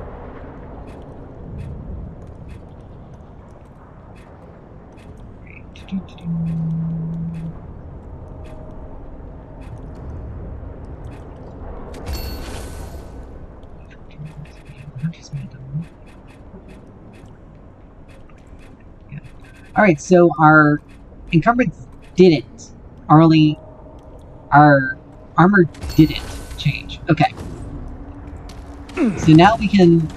So now we have more health. We also have more... We have more health. We have more stamina. And our armor encumbrance is reduced as well. So we can use lighter armor. Or heavier armor. And not have it affect us as much. So, let's get ourselves back to the main hallway. Because we want to use the door next to the medical storage. We use the Ward Prime keycard to open this.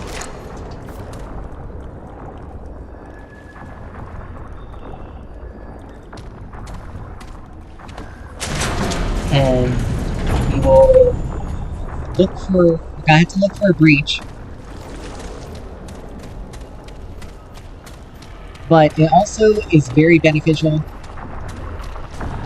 Breach is right there. It's also beneficial, again, to explore the area.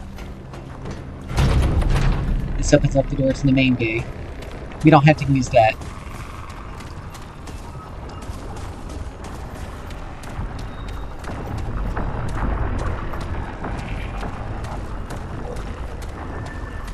Right, here's an ammo box and some more lore. February 9th, 1963. Alas, we will never have that conversation with Schleimarker.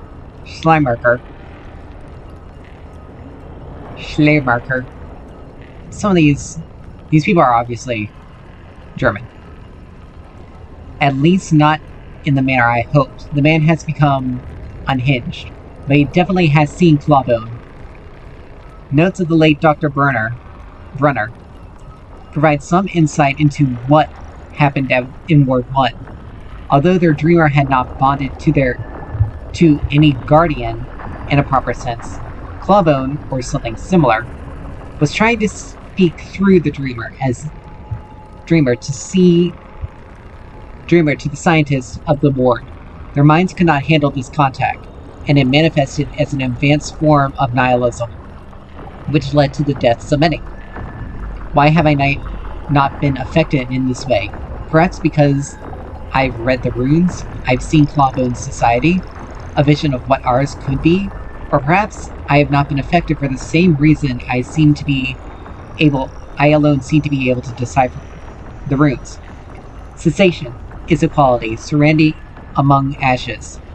These words were in Dr. Brunner's final notes. He interpreted them existentially, based on the Darwinian assumption that survival is ultimate goal, and cessation, therefore, is evil. It drove him insane. But that's not how I read these words at all. This incident makes one thing very clear. When we have perfected the dreamers, when we finally speak with Clawbone, I must be the one to speak with him. Okay. So yeah, Clawbone's people definitely became the root in some fashion. Like, it is definitely that.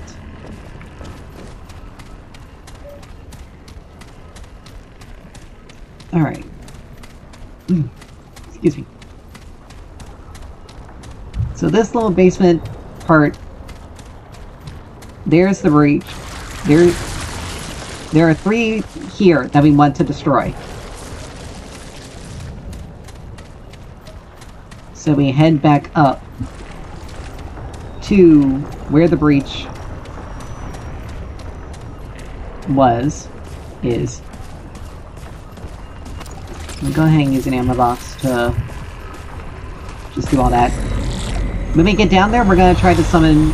We're gonna see if the good boy can help us, because we want to make sure we get down there and get this rolling. Ooh, they're right there already.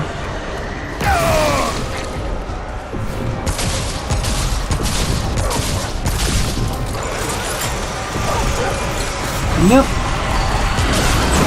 Nope. I say no.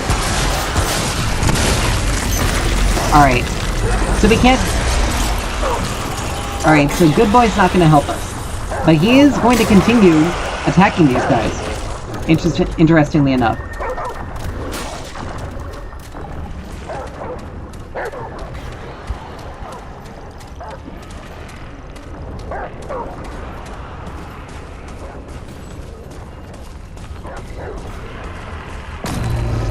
But we want to make sure we get all of the breaches taken care of. Ow.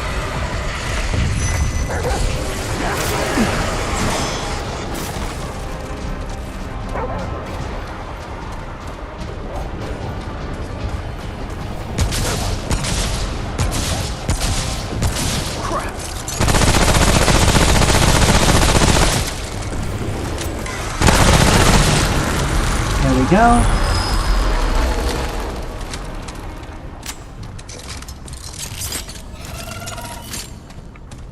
And we got one more to do. Whew. Sometimes it's a little... This part is a bit... This part has always been a bit rough.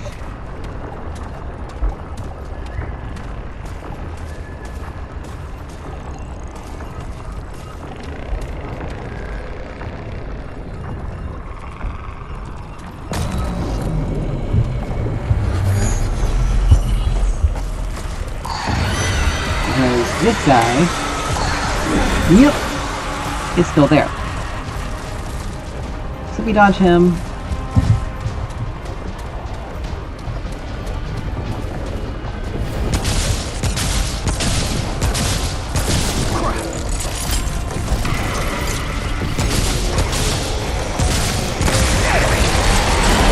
Alright, another relatively call, but successful nonetheless.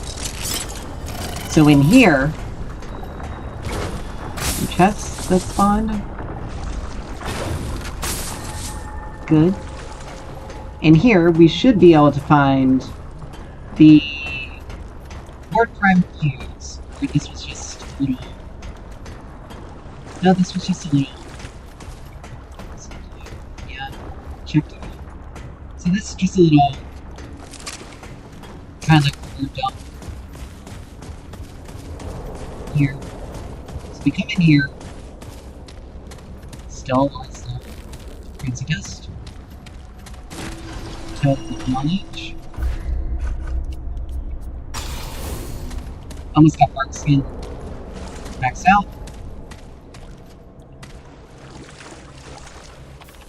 Let's see.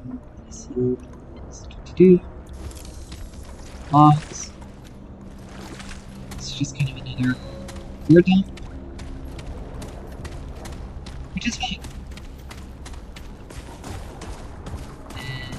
Go to number 3.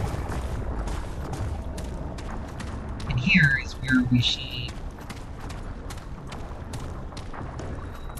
work up fuse. Here we go. Hydro coolant. Another totem. Yay. And Dr. Yurik Harsgaard. April 10th, 1964. More than. I am leaving for Ward 13. The experiments of Ward Prime have proven informative, but we are exploring more promising avenues in the other wards. Starting with Subject 2409. Dr. Itzaso says the Dreamer has successfully connected, the first of our Dreamers to do so, and his vitals are stable. Let us see what he sees. From Ward 13, I will also be able to visit the runes more easily. I learn more every time I investigate them. Even reading the same passages over again, I see connotations and meanings I did not notice before, as if the text were speaking directly to my mind. We will continue the Dreamer projects, tuning them, perfecting them, until one day I can connect a Dreamer to Clawbone himself. I can feel him, waiting on the edge of perception. He whispers to me, touches my dreams. I must speak with him. He has the answers we need. If we can but find that one crucial connection. Immortality, equality, cessation, serenity. Soon, we'll have it all.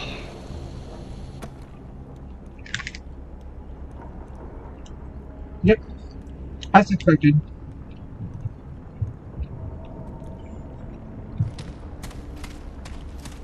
As expected.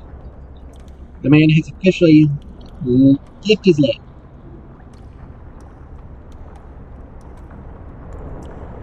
Like he is.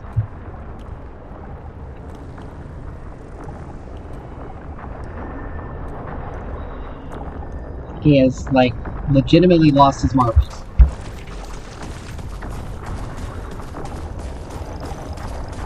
Like, you don't look forward to seeing the world effectively become stagnant.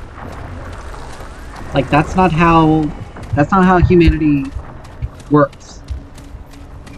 It's not how we grow, it's not how we change. Like, we change and grow through adversity.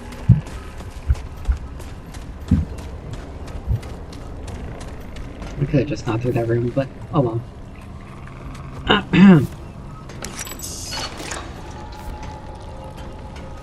But he definitely was...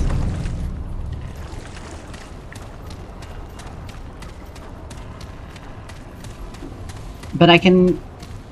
Oh yeah, that's right, it takes us back, right back here. And we can use this to give ourselves some life. And now we can go and put the fuse back into the fuse box and activate it, which is good.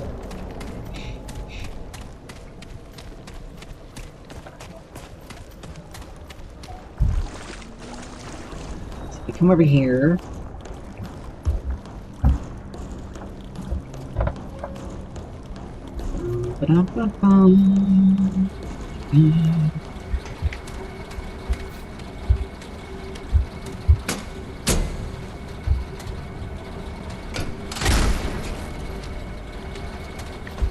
We activate the fuse box up here. And now we can unlock that closet.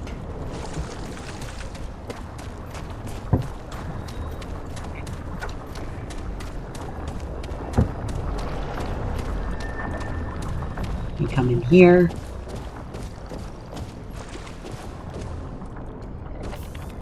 This computer, let's see. We go into enter password.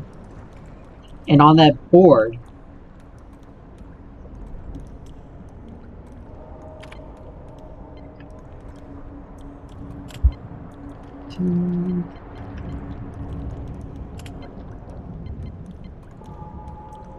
one, 3, 5, 1. Unlock storage room. It opens this little up, and we get the machine pistol. It's already a +10.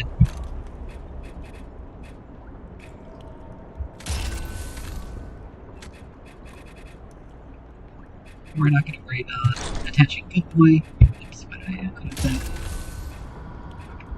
But we can add in like another mod.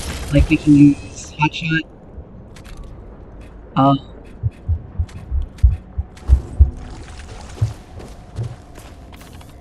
This is just going to give us more. That's just going to give us more lore. So.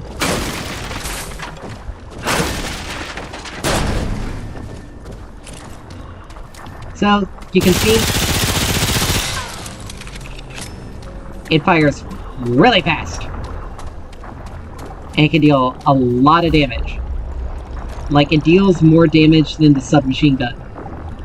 The only difference is, the submachine gun has a higher magazine, and it has more maximum ammo, but it has less ideal range. Really. And it deals less damage per shot. So, I mean, good and bad things, drawbacks, positives and negatives.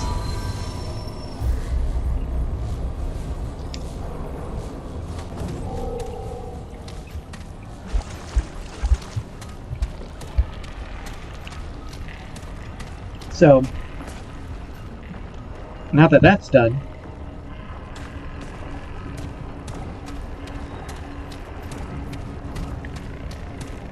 the thing we're next going to do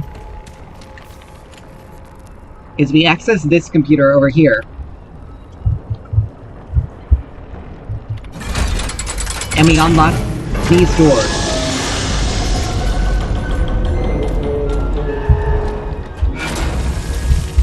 Which hold that portal hostage.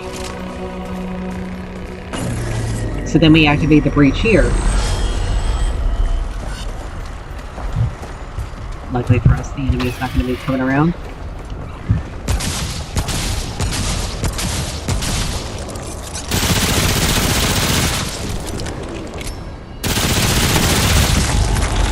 And there we go.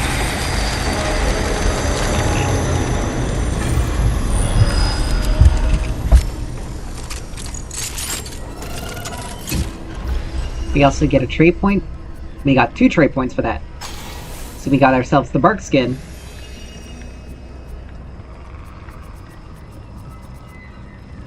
And the wisdom trait, which increases our elemental damage. Now, we can do, basically, there's a whole bunch of, like, we have a whole bunch of stuff that we can upgrade. Honestly, I'll do ranged, I'll do Mind's Eye, and increase our ranged damage.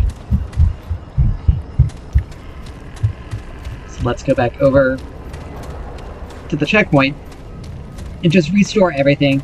That way we don't have to worry about wasting an item. Because we don't know what's going to be...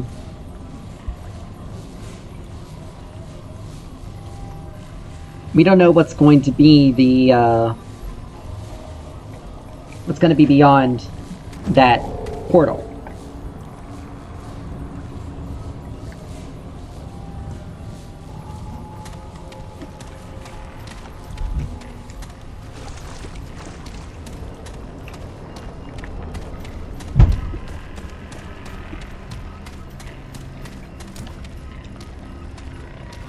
So we come back over here.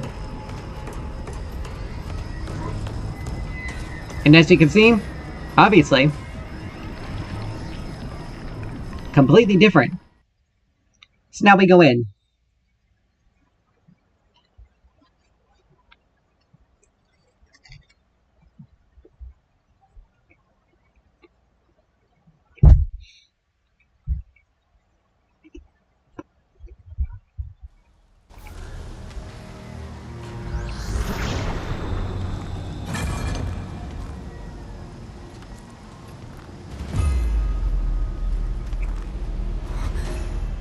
Where did you come from?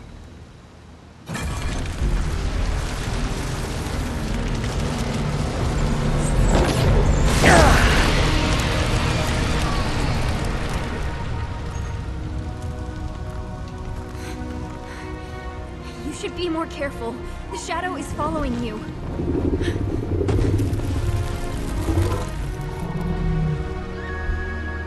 Obviously human. And obviously the thing she's writing, or that's helping her, is something pretty big.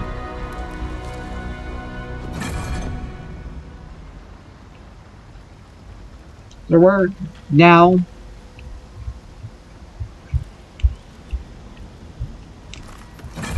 in a world called Remnant.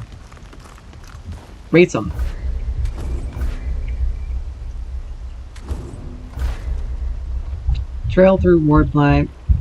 The trail through Ward Prime. Well, here, maybe I'll find the answers I seek. Find the answers I seek in this strange frozen world.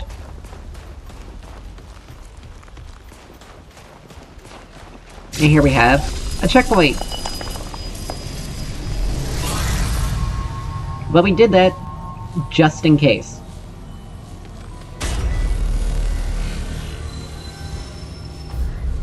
Because you never know. Droll near woods.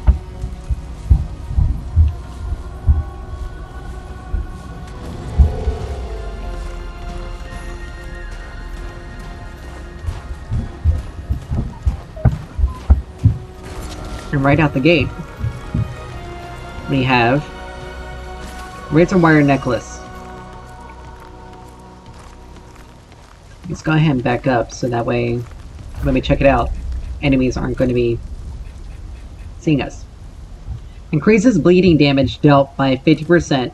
Ranged and melee damage dealt to bleeding enemies increased by 15%. So this, if there's a... excuse me. So this item... So this would actually be really good to combo with the Devastator, because the Devastator's mod gives a skewering effect. Now, if there are any other mods that give a bleed effect, they would be very useful with that.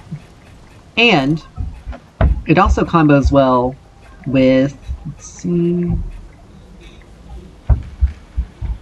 the Razor Stone, because it'll apply a bleeding effect. Your charged melee attacks apply a bleeding effect that deals 200 damage over 20 seconds. Now, there are... Hotshot deals burning damage, but this would definitely be useful for, like, blah, blah. I'm having trouble with my words. For, like, someone who does bleeding damage, or, like, wants to use bleeding effects.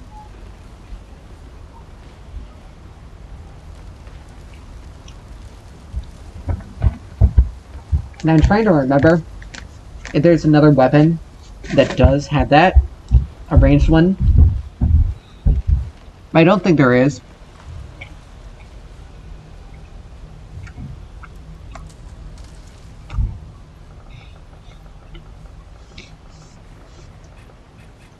So I think there's an add-on. Or not an add-on.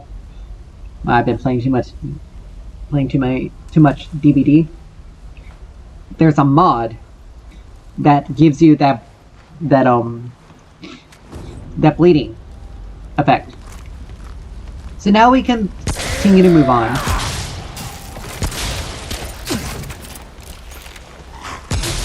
How's that, you bastard? And obviously with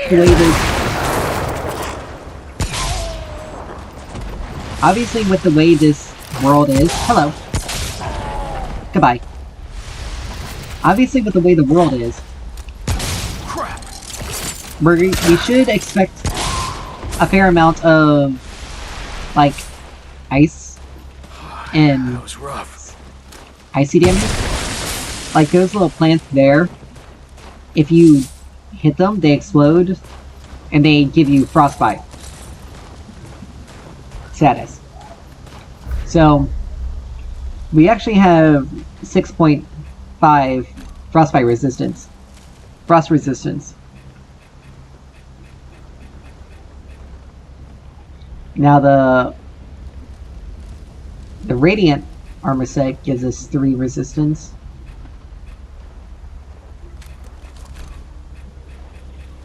Yeah, the Radiant armor set... Huh? Who? How dare you? Who's trying to attack?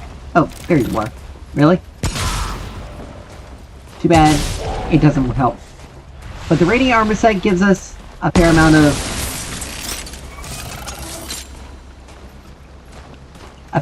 of freezing resistance. Now, if we really wanted to do it, we could replace Ring of Honor with the Keeper's Ring to give us... In fact, we're gonna do that. It'll gives us a crap ton of resistances. And we can swap out the auto healing ring with anything else we need to use, anything else we would want or need to use So like in a dungeon, like if we're in a dungeon and we want to make sure that we have a ring equipped, that'll give us one.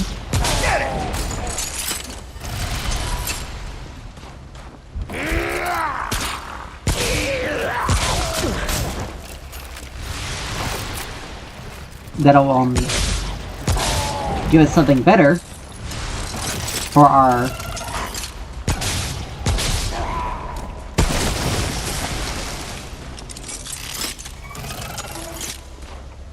there it is. To give us something better for our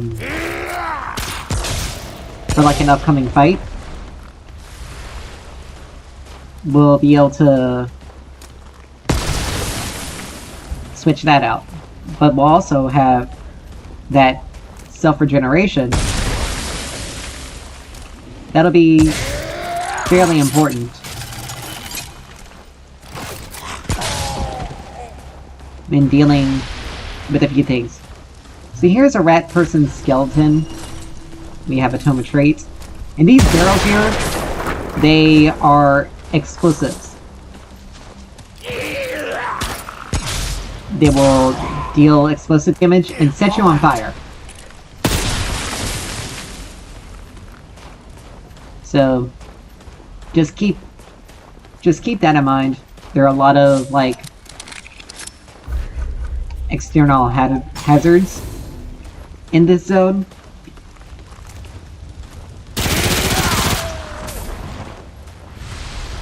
But they can also kind of be used to your advantage. Because if you explode a barrel or one of those plants near an enemy, they'll take some damage and have those effects as well. So it's always a trade-off.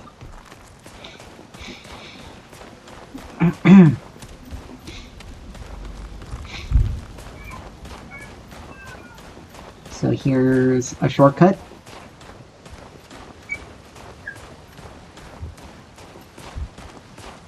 Now there's a big guy over there. So we're gonna go ahead and just set him on fire.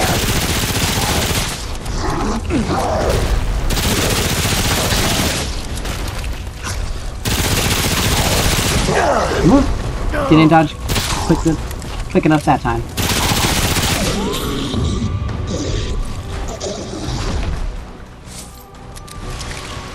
But yes. That was one of the elites that show up in this area. They're not too bad. These flying guys are somewhat annoying. Just because they constantly like to throw out little projectiles.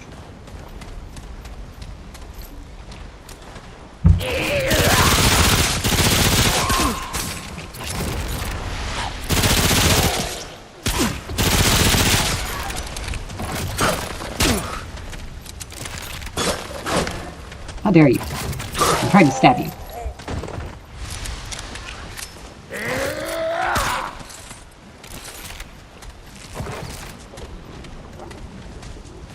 What?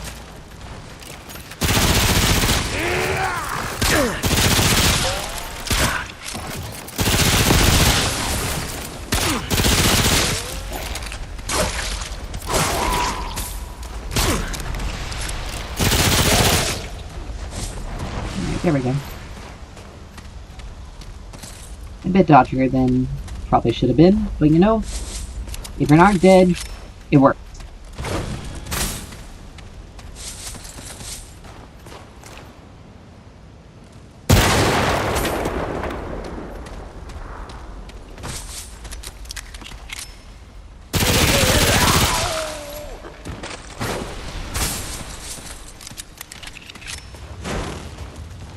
And again, this is all just exploration.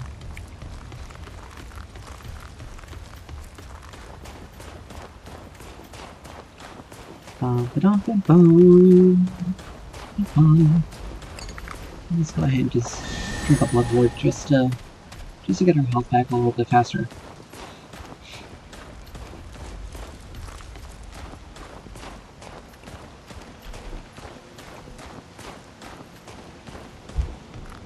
But yes, pay attention to your surroundings. Because you never know what might be around the corner.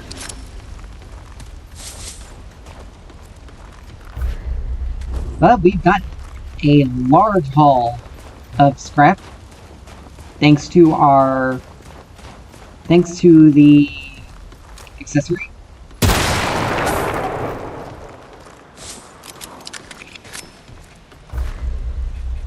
Thanks to our scavenging wobble.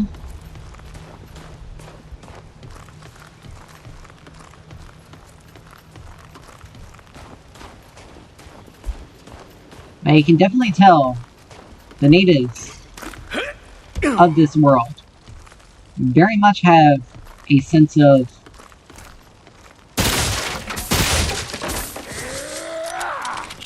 community. Oh.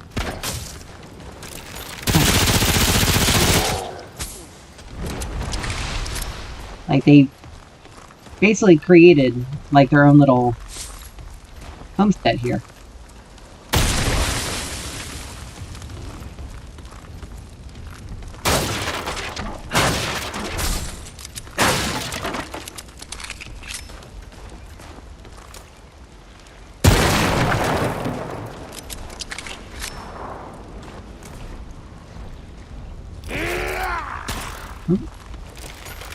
Oh, over there.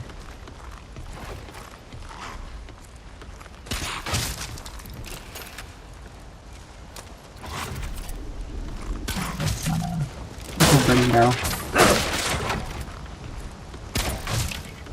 Oh, hi.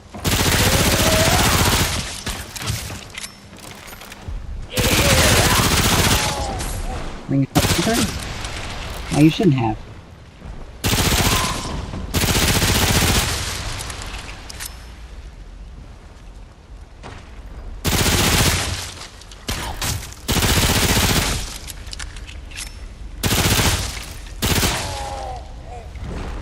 There we go.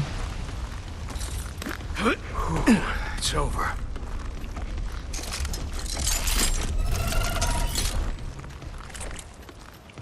Alright. That's it. So now we're almost completely out of ammo. And a big guy happens to just be here as well. He saw me. Nope.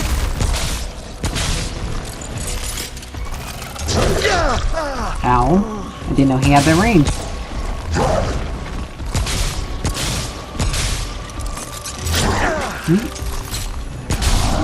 Ooh. Missed. Oh, his legs are his point. I've never known that.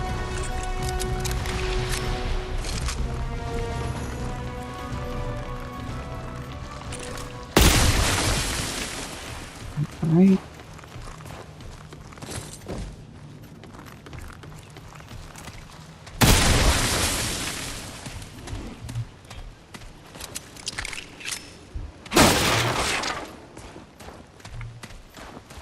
Whew. Alright, now we just go back to exploring. Because I think we've gotten everything. Gotten everyone. You have to wonder, though, with some of these... Like with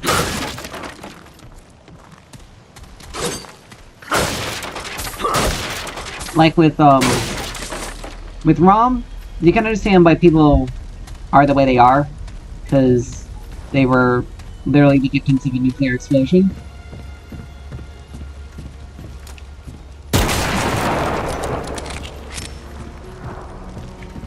Of course, this you can understand because it's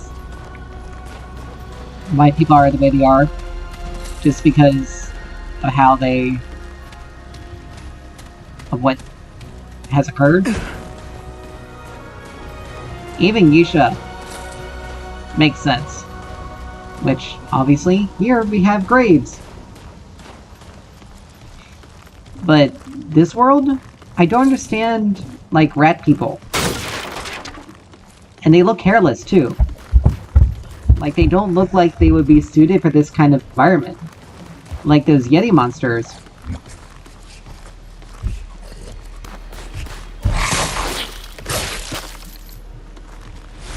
Those little rat things can be annoying. But, like, the Yeti monsters make sense, because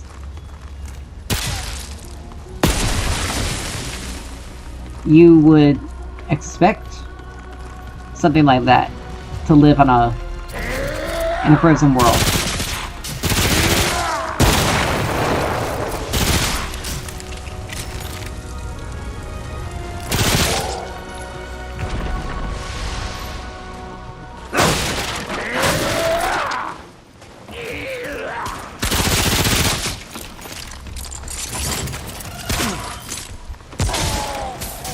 But you wouldn't expect, like, rat people.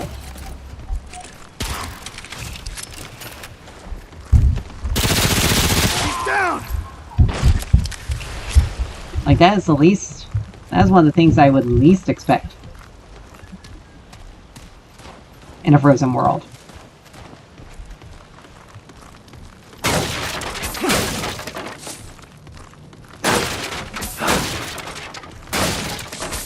But yet somehow they live. 'Tis a mystery. Like, oh. Well, that was close.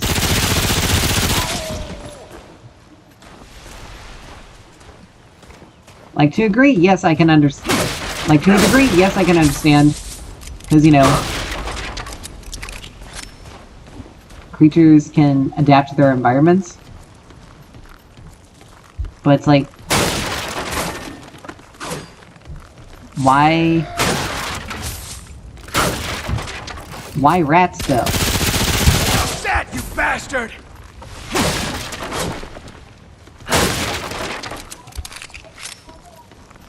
Especially when it seems like they're not suited for this type of environment to begin with.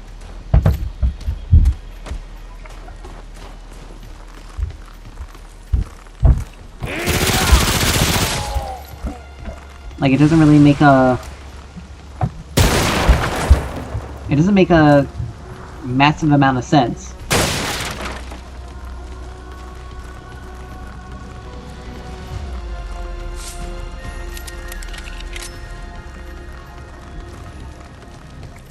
But clearly...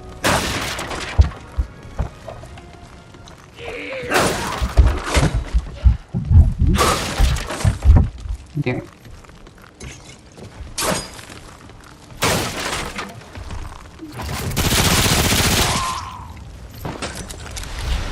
Okay, so we just picked up something called a spice root. And this is like every single other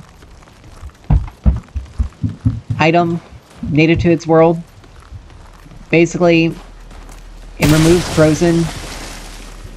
the frozen effect, or the frostbite effect, and makes you have higher resistance to it. And it gives and that's basically this world's like anti-status ailment item. Ooh, don't need to burn.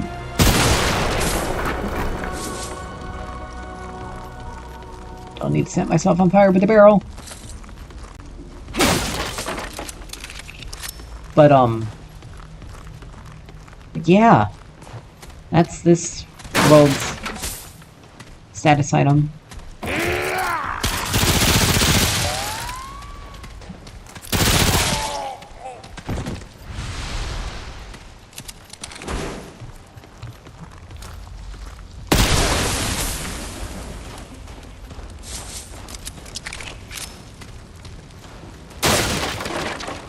And we're just kind of trucking along.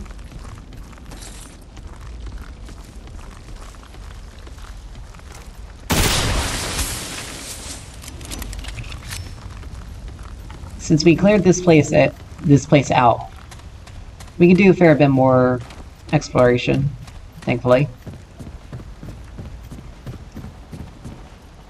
Okay, nothing up here.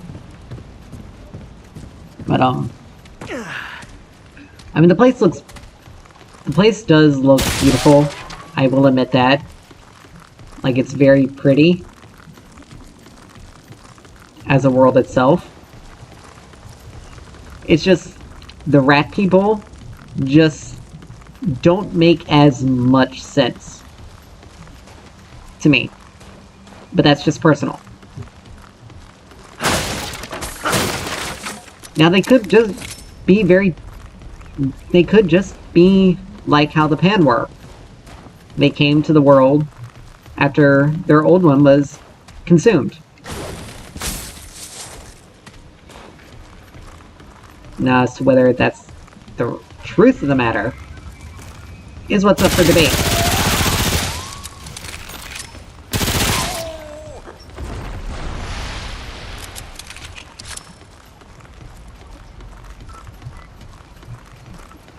But, for all intents and purposes, that's not really what we're here to find out, though. Alright, so here's a dungeon and a way forward. So, what's a dungeon? We don't know if it is the way forward.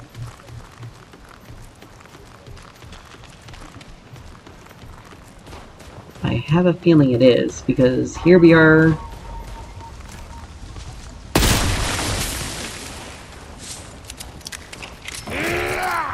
Ooh. That startled me.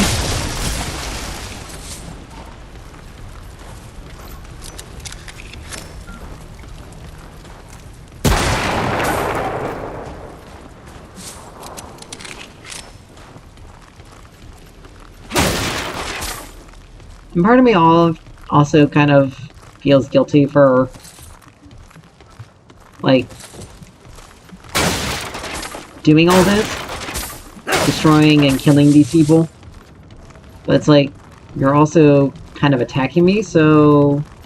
And I'm just trying to find a way to save my home.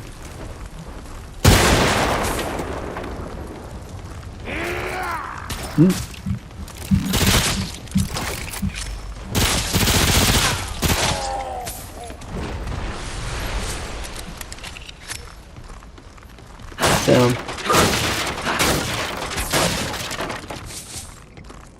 but yes, the destroying their property though is a little bit too much.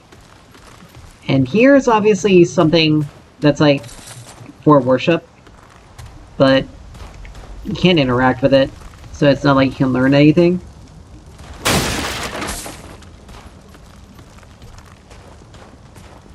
Let's see, did that have to go outside?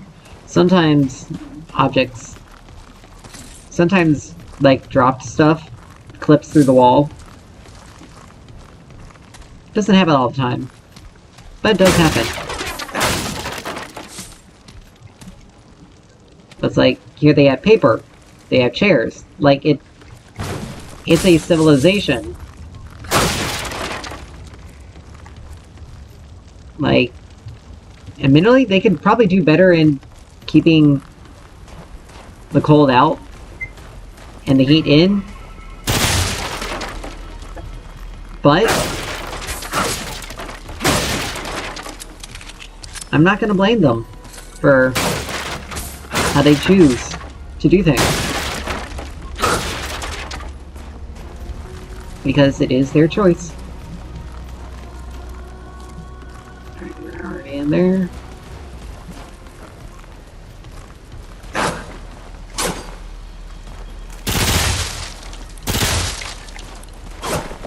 Okay, those are either bugged or they're non-destroyable. It's fine. Hello? Dining room.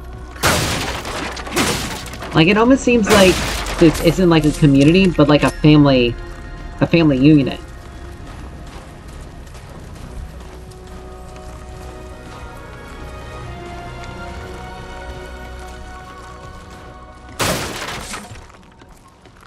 Like, it's not really clear. Like, they may have a sense of community, but they're also maybe, like, not necessarily a sense of community, but, like, they have, like, extended family units that just stay together.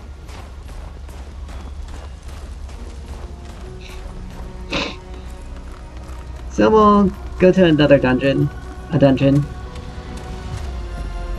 Obviously, this takes a boat to get, so we may have something on the water.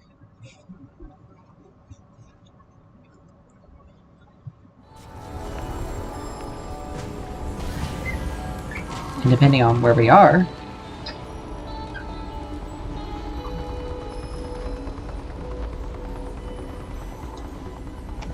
or what we get. Alright, so there are enemies here.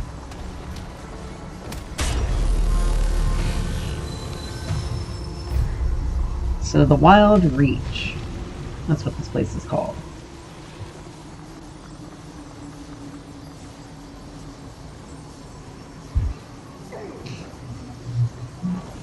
Alright. I remember this guy. He's kind of annoying.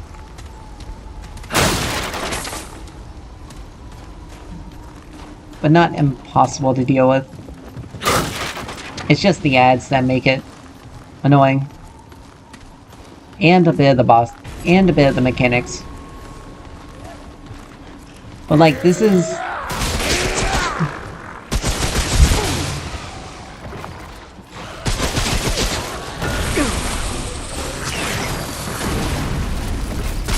Yes, throw cannonballs at us. Too bad you died. But you see these guys, they have... like, they're highly intelligent.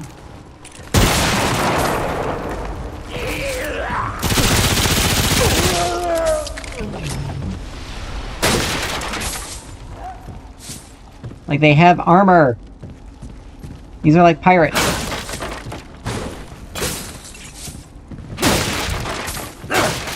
Well, I guess you could probably call them closer to... And look! It's a book! You could probably call them... compare them closer to Vikings. Than anything else. Well, like, there's metal barrels here. Here.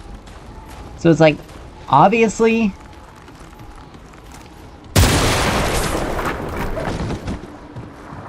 like, things are very much obviously... like, there are definitely things here.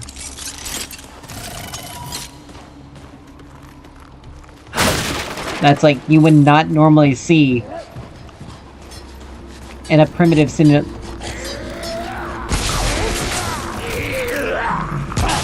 in like a primitive society. Like the ones in the forest. I don't think so. Oh crap! Those things like to explode. I forgot about them.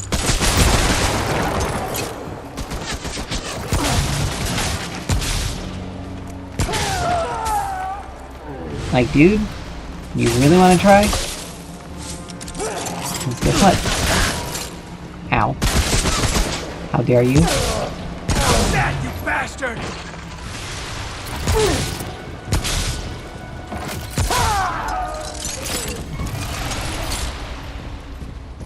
Whew, it's over.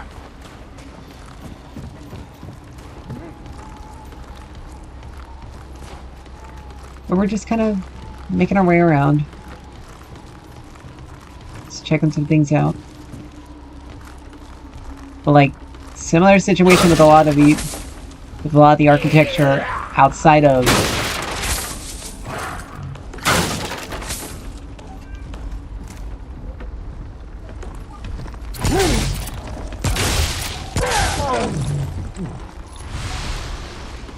Like, very similar architecture.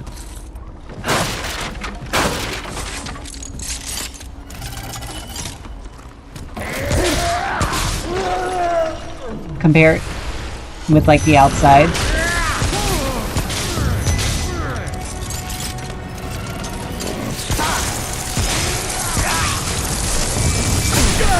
Ooh, ow. Who? Oh, there.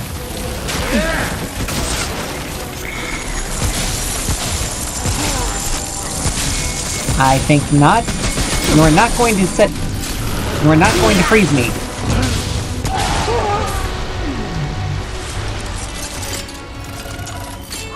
Alright. Those guys, they do their little frostbite thing. And you just kill them before they... Or you damage them enough to interrupt them. And then they can't do anything. Or they have to pause casting to recover.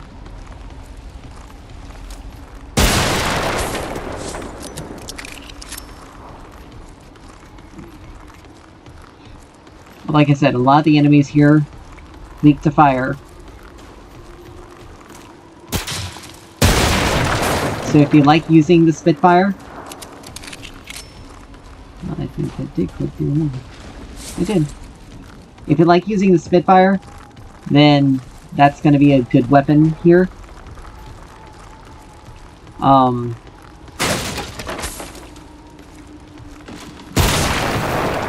we go. I think radiation damage does well. Oh, hello. Oh, you got! Attack fast. I damage you faster than you can damage me.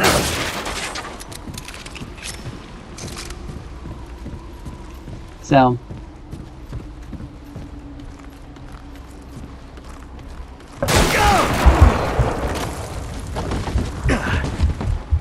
Well, it's a good thing we were able to roll that out pretty quickly. But, anyway.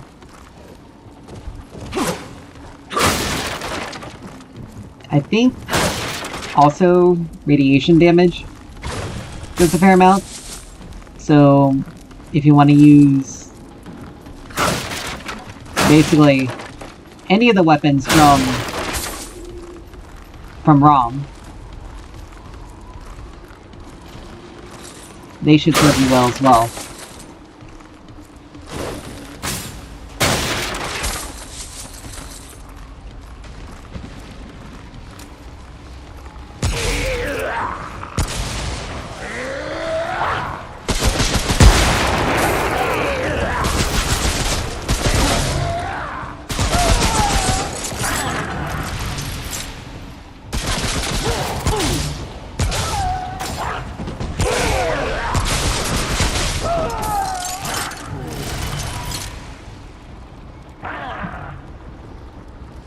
Alright, is anyone going to come get us? Here we are. I was waiting.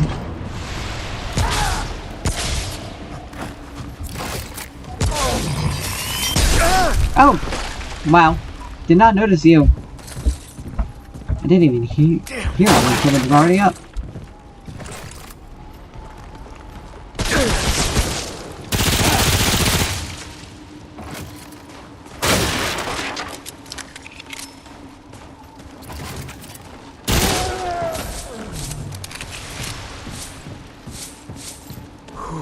It's over. Alright. Wow. It's taking us a fair amount of time to get through this.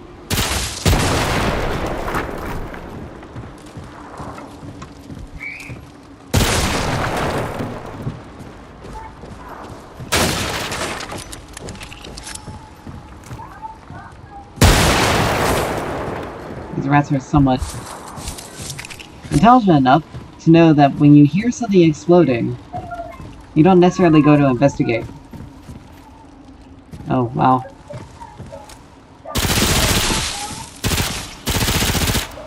He's glitched. Get it!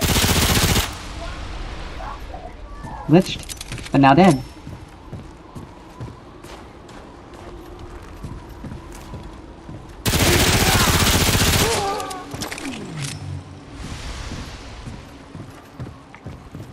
Alright. Let's see. Okay, we can't go across this way. That's good. Well, kinda good and bad.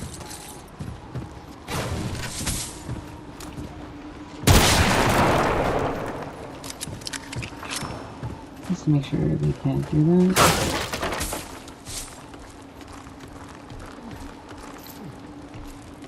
There we go.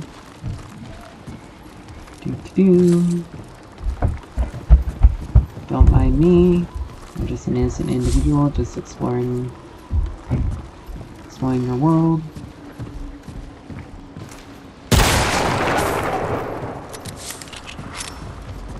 Oh.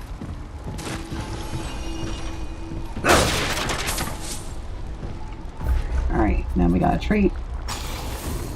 More for Mind's Eye. Oh.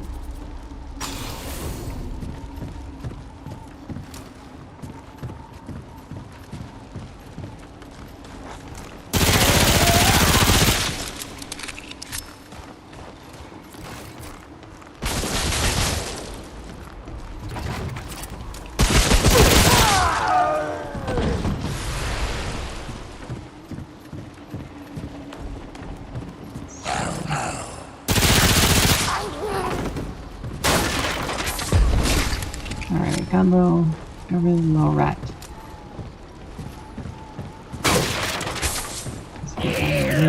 Oh, come on.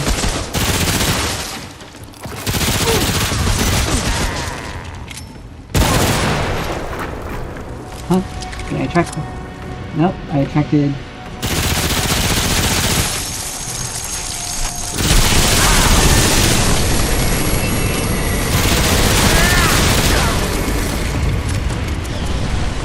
Now this is what happens. That is what happens with frostbite. Like, it makes it significantly more difficult to see your screen. Yep.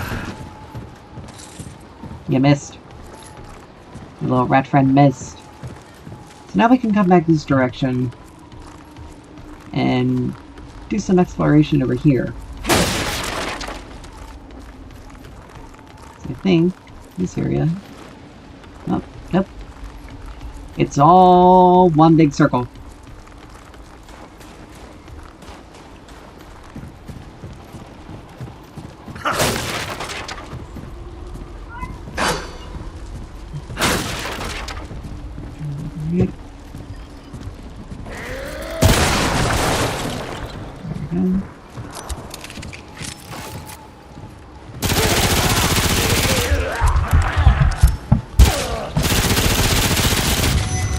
Oh, darn it. Is that all you got?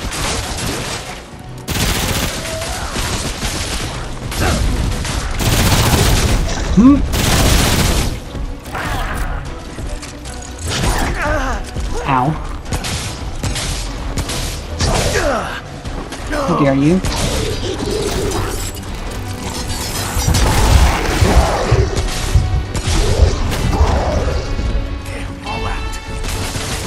Alright. Out of ammo?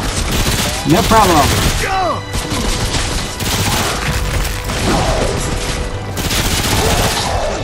There we go.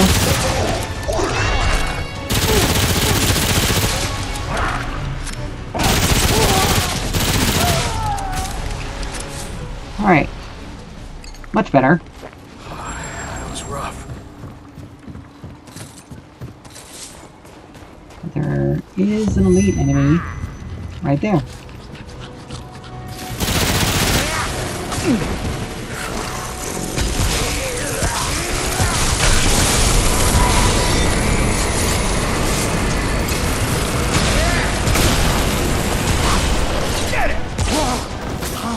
There we go.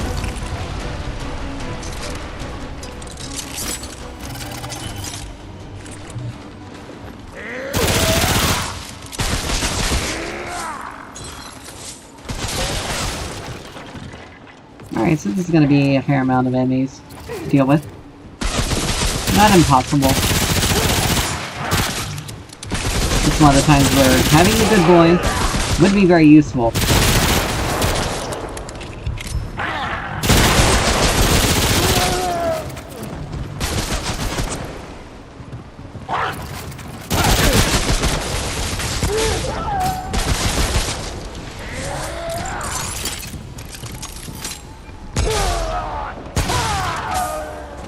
There we go.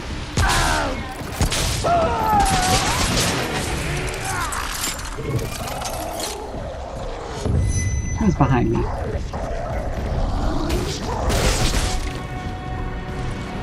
You. Ooh! Hello.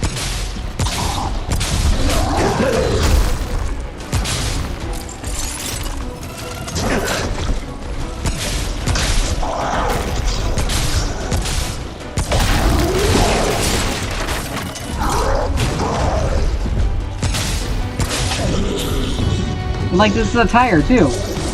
Like, there's legitimately things here that you would not see.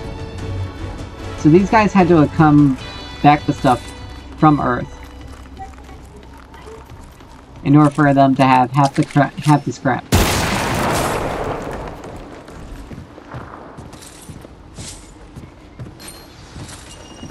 Burden of the Warlord. Alright. We're safe enough here. At least one would think. Reduces effective range of all firearms by 50%, but increases damage by 15%. So again, another item that's pretty good as a tank. Like, you get a damage increase, but you have to be closer in order to use it effectively. So, pretty honest trade-off.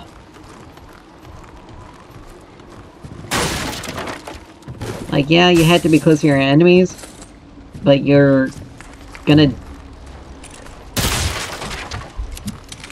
deal more damage to them.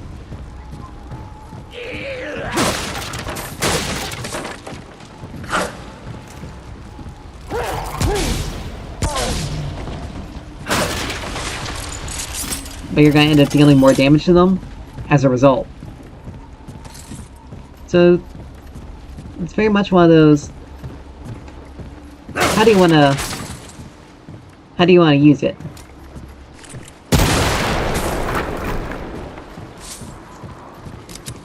Kind of accessories.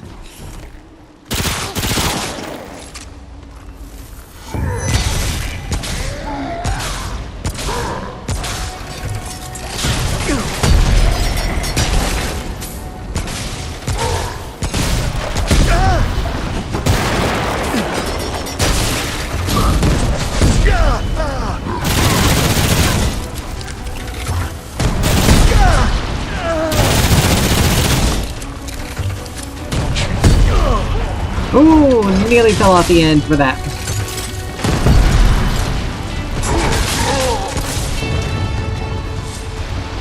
I knew there was one of those somewhere around here.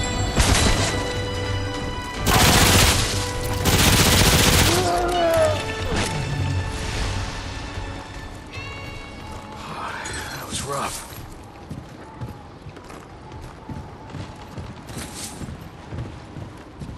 But we still lived. But anyway, nearly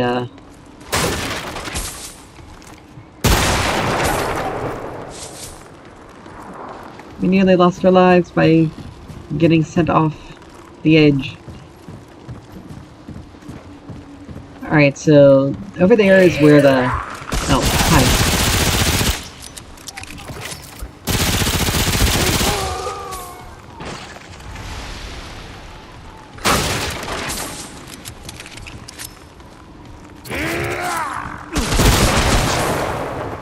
Crap!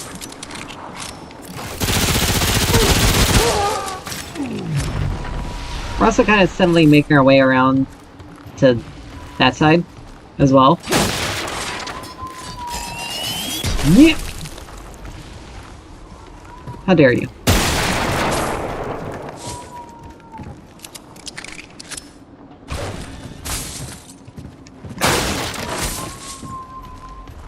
The small little ones tend to be a little bit more of a thorn in my side than average. But it is fine, because they die on their own.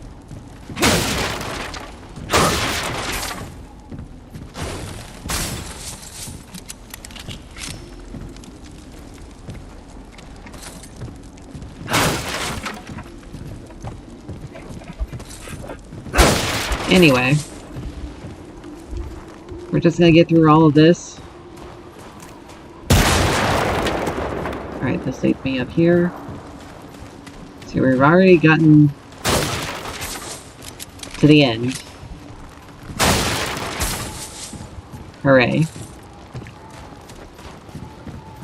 So we'll be able to deal with the boss. So let's go around and finish off going around.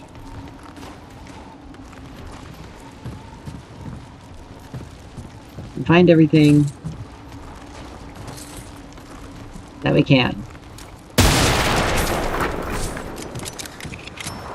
Because I don't think there are any more enemies left. Nope, there are.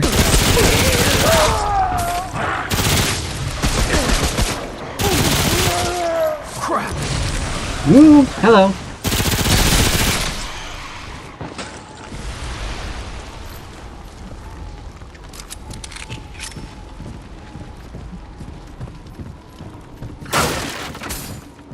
Whew. So that's done.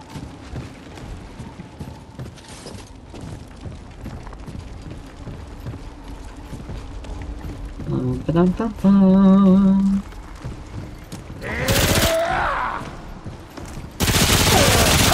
You bastard!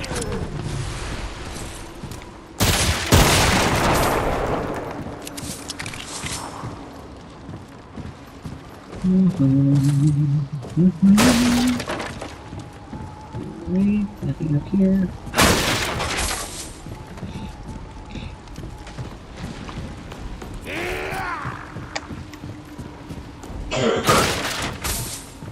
Alright, who's where?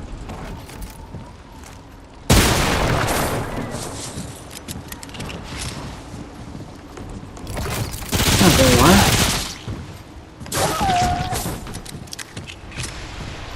Sorry, friend. Well, not friend, enemy. You have to die.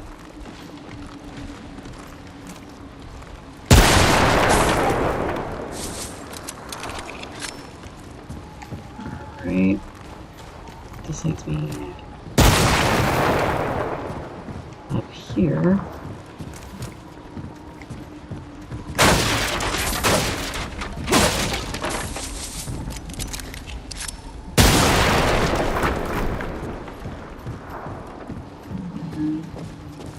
Ta-dam!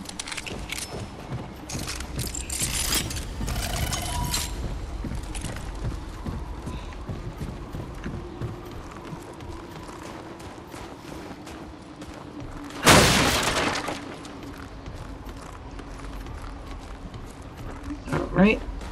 So now we go the other way.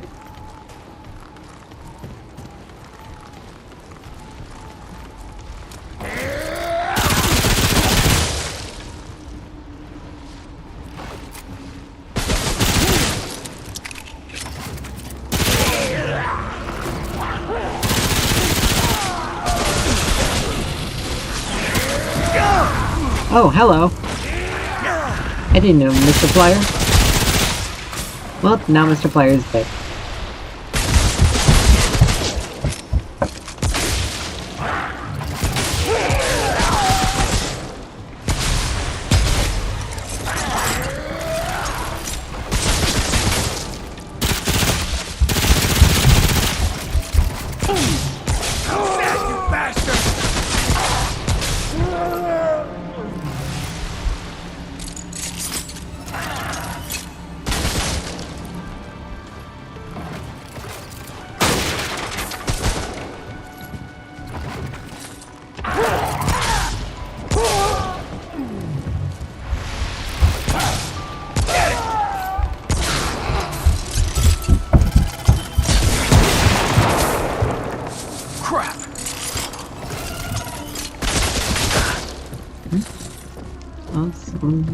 Still there.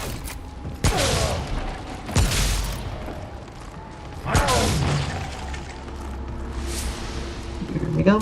That was rough.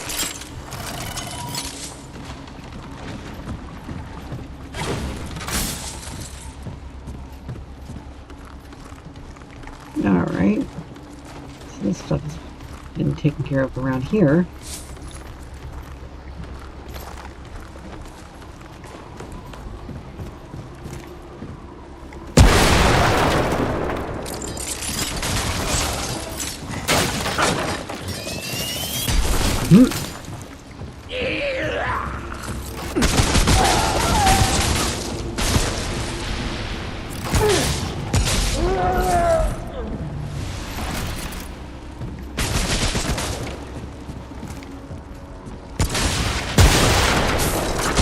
Oh.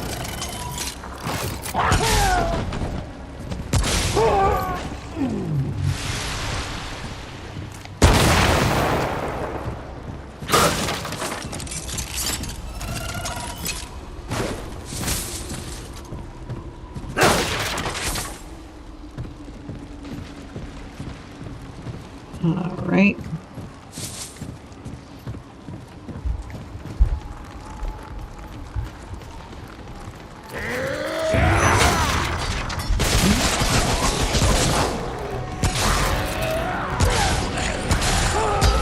Stay down! Hi. Allow me to move around. Ow.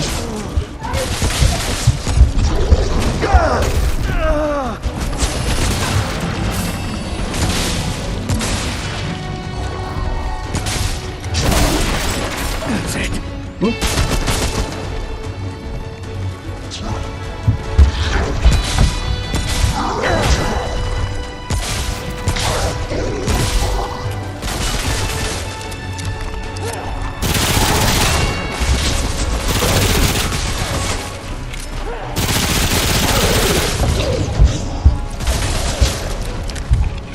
Yay.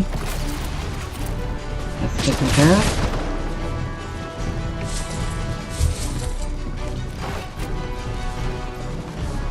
There you go.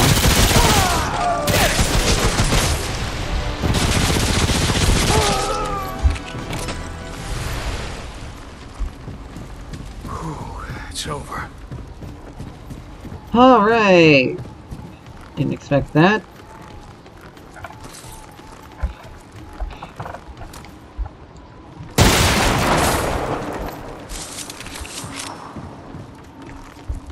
But like everything, we deal with it. So much. Okay.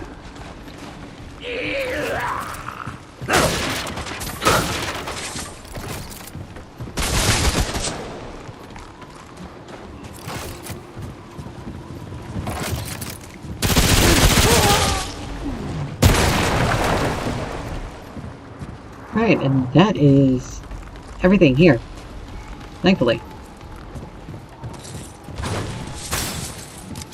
Missing stuff. Not intentionally, I can tell you that. But that's because I took the detour to the other way around. Another spice root. Or spice wort.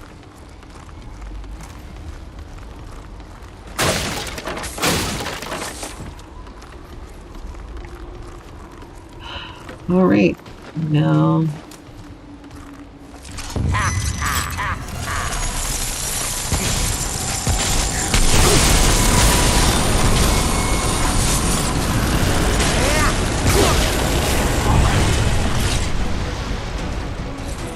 That was interesting.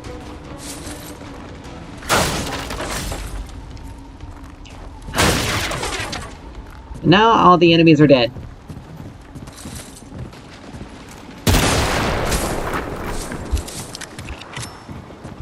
Enemies are dead, things have been looted.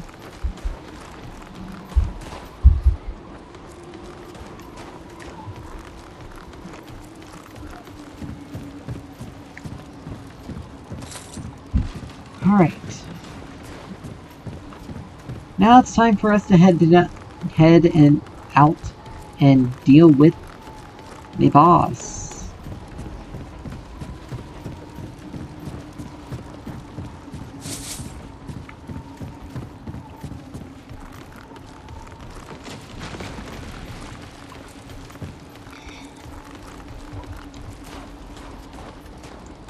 That's a car door. Yep, these guys definitely have been to Earth. And have been taking stuff.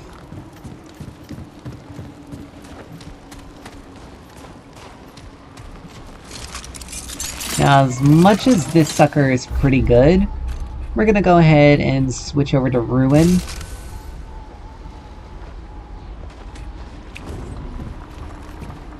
Just to make sure.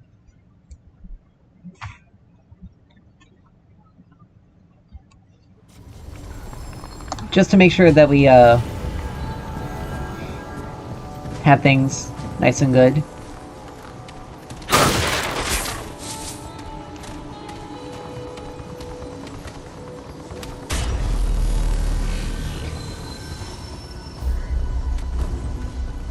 Den of the Jackal.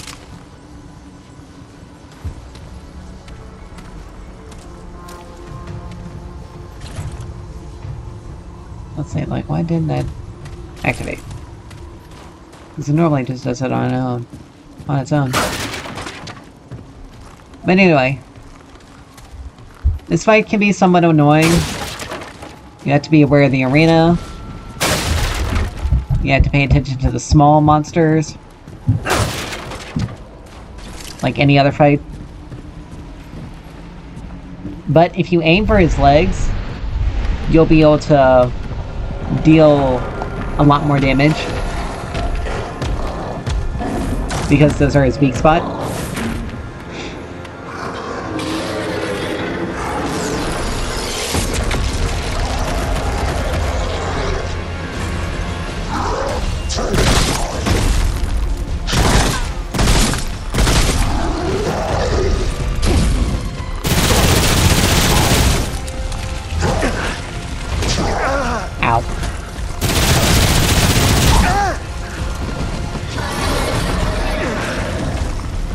And this is where things...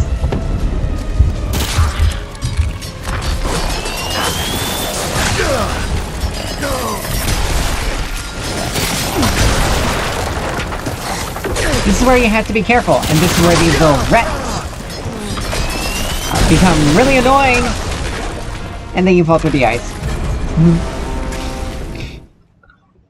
So we're gonna switch a weapon mod out here for... Oh, wait, no, that's not what I wanted. Honestly, we could do Stormcaller. Because it does last for 12 seconds. Yeah, let's try Stormcaller.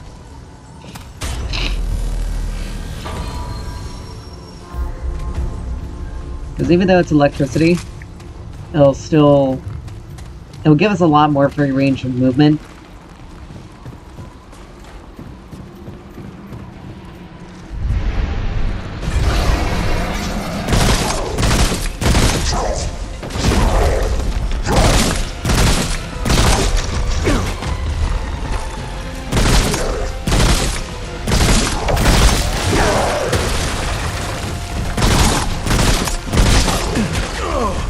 Ooh!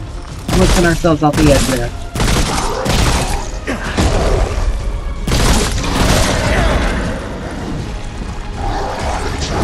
Alright. Let's begin!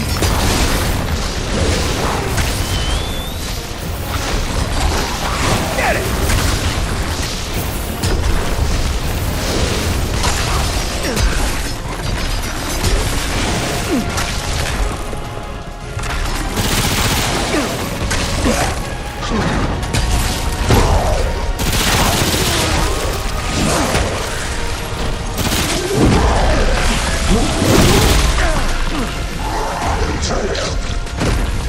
Alright, let's go ahead and use a heart.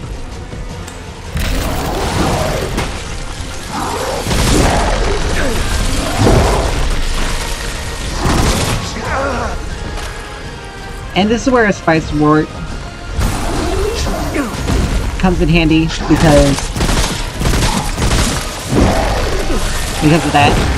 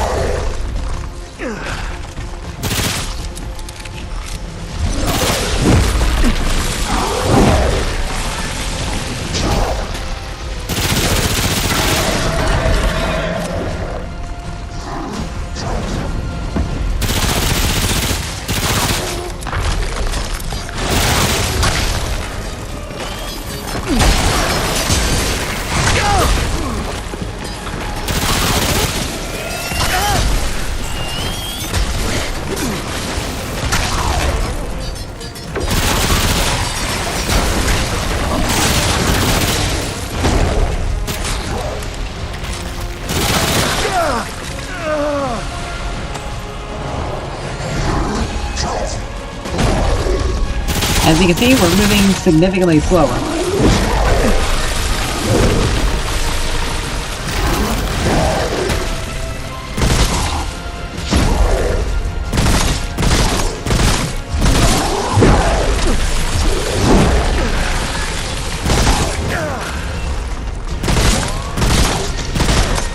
Trying to hit the mic is coming harder.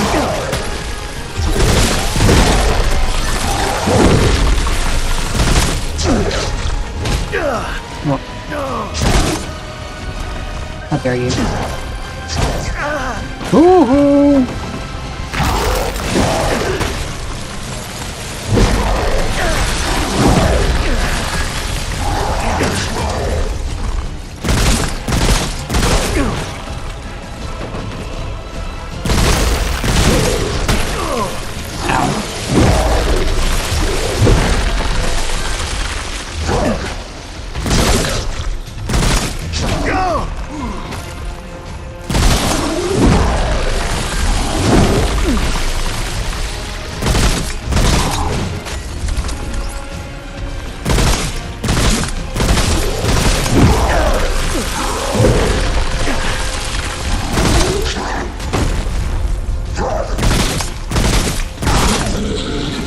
Ooh, there we go.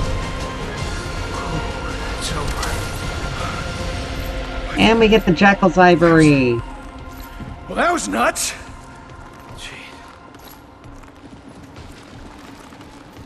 Whew. Of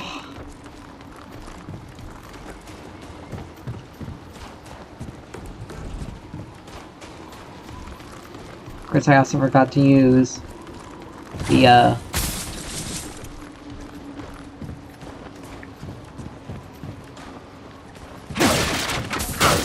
our armor efficiency item. But you know what? It's fine.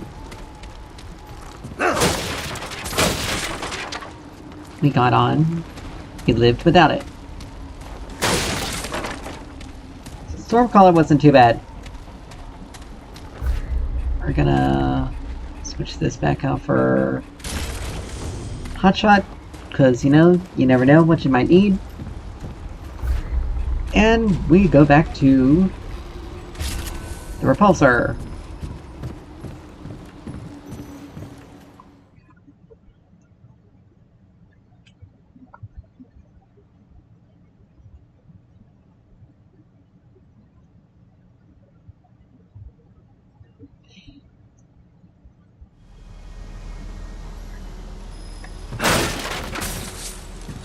Something it was something.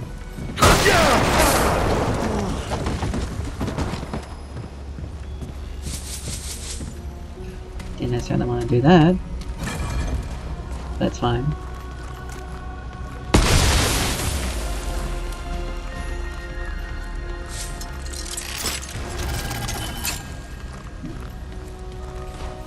Second zone of draw near the draw near woods. Alright. Checkpoint here. Ah.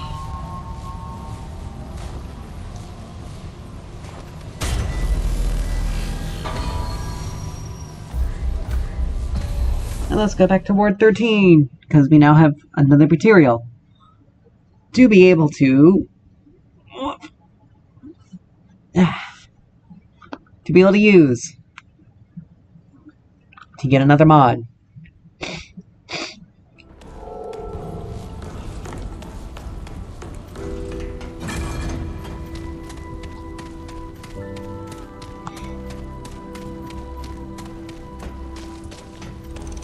What now?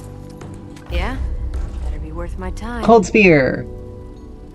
Throw an ice spear that deals 50 frost damage within 3.5 meters and applies 3 stacks of frostbite. Direct hits apply the frozen effect. We're done here? Basically, they can freeze enemies. I'm not in the mood for chat. Oh, traveler. Certainly. Let's see. Okay. And these two are just like this. They require glowing fragments, and this just gives the treasure hunter effect to the final third piece for treasure hunter. And the energy wave charge attacks release a wave of an energy wave projectile, allowing the wielder to strike enemies from much further away. Basically, it's a good melee weapon for some range. Alright, we can use some Luminite Crystal to upgrade that. Good. Alright. And we have still plenty to work with. Greetings, friend. Let's see what we can. Let's talk to Reggie, because he should now have the spice root.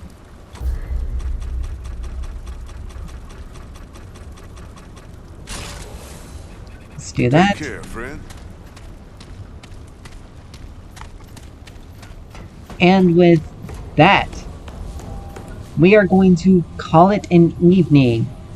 Thank you all for dropping by, and for watching, dropping by, and everything.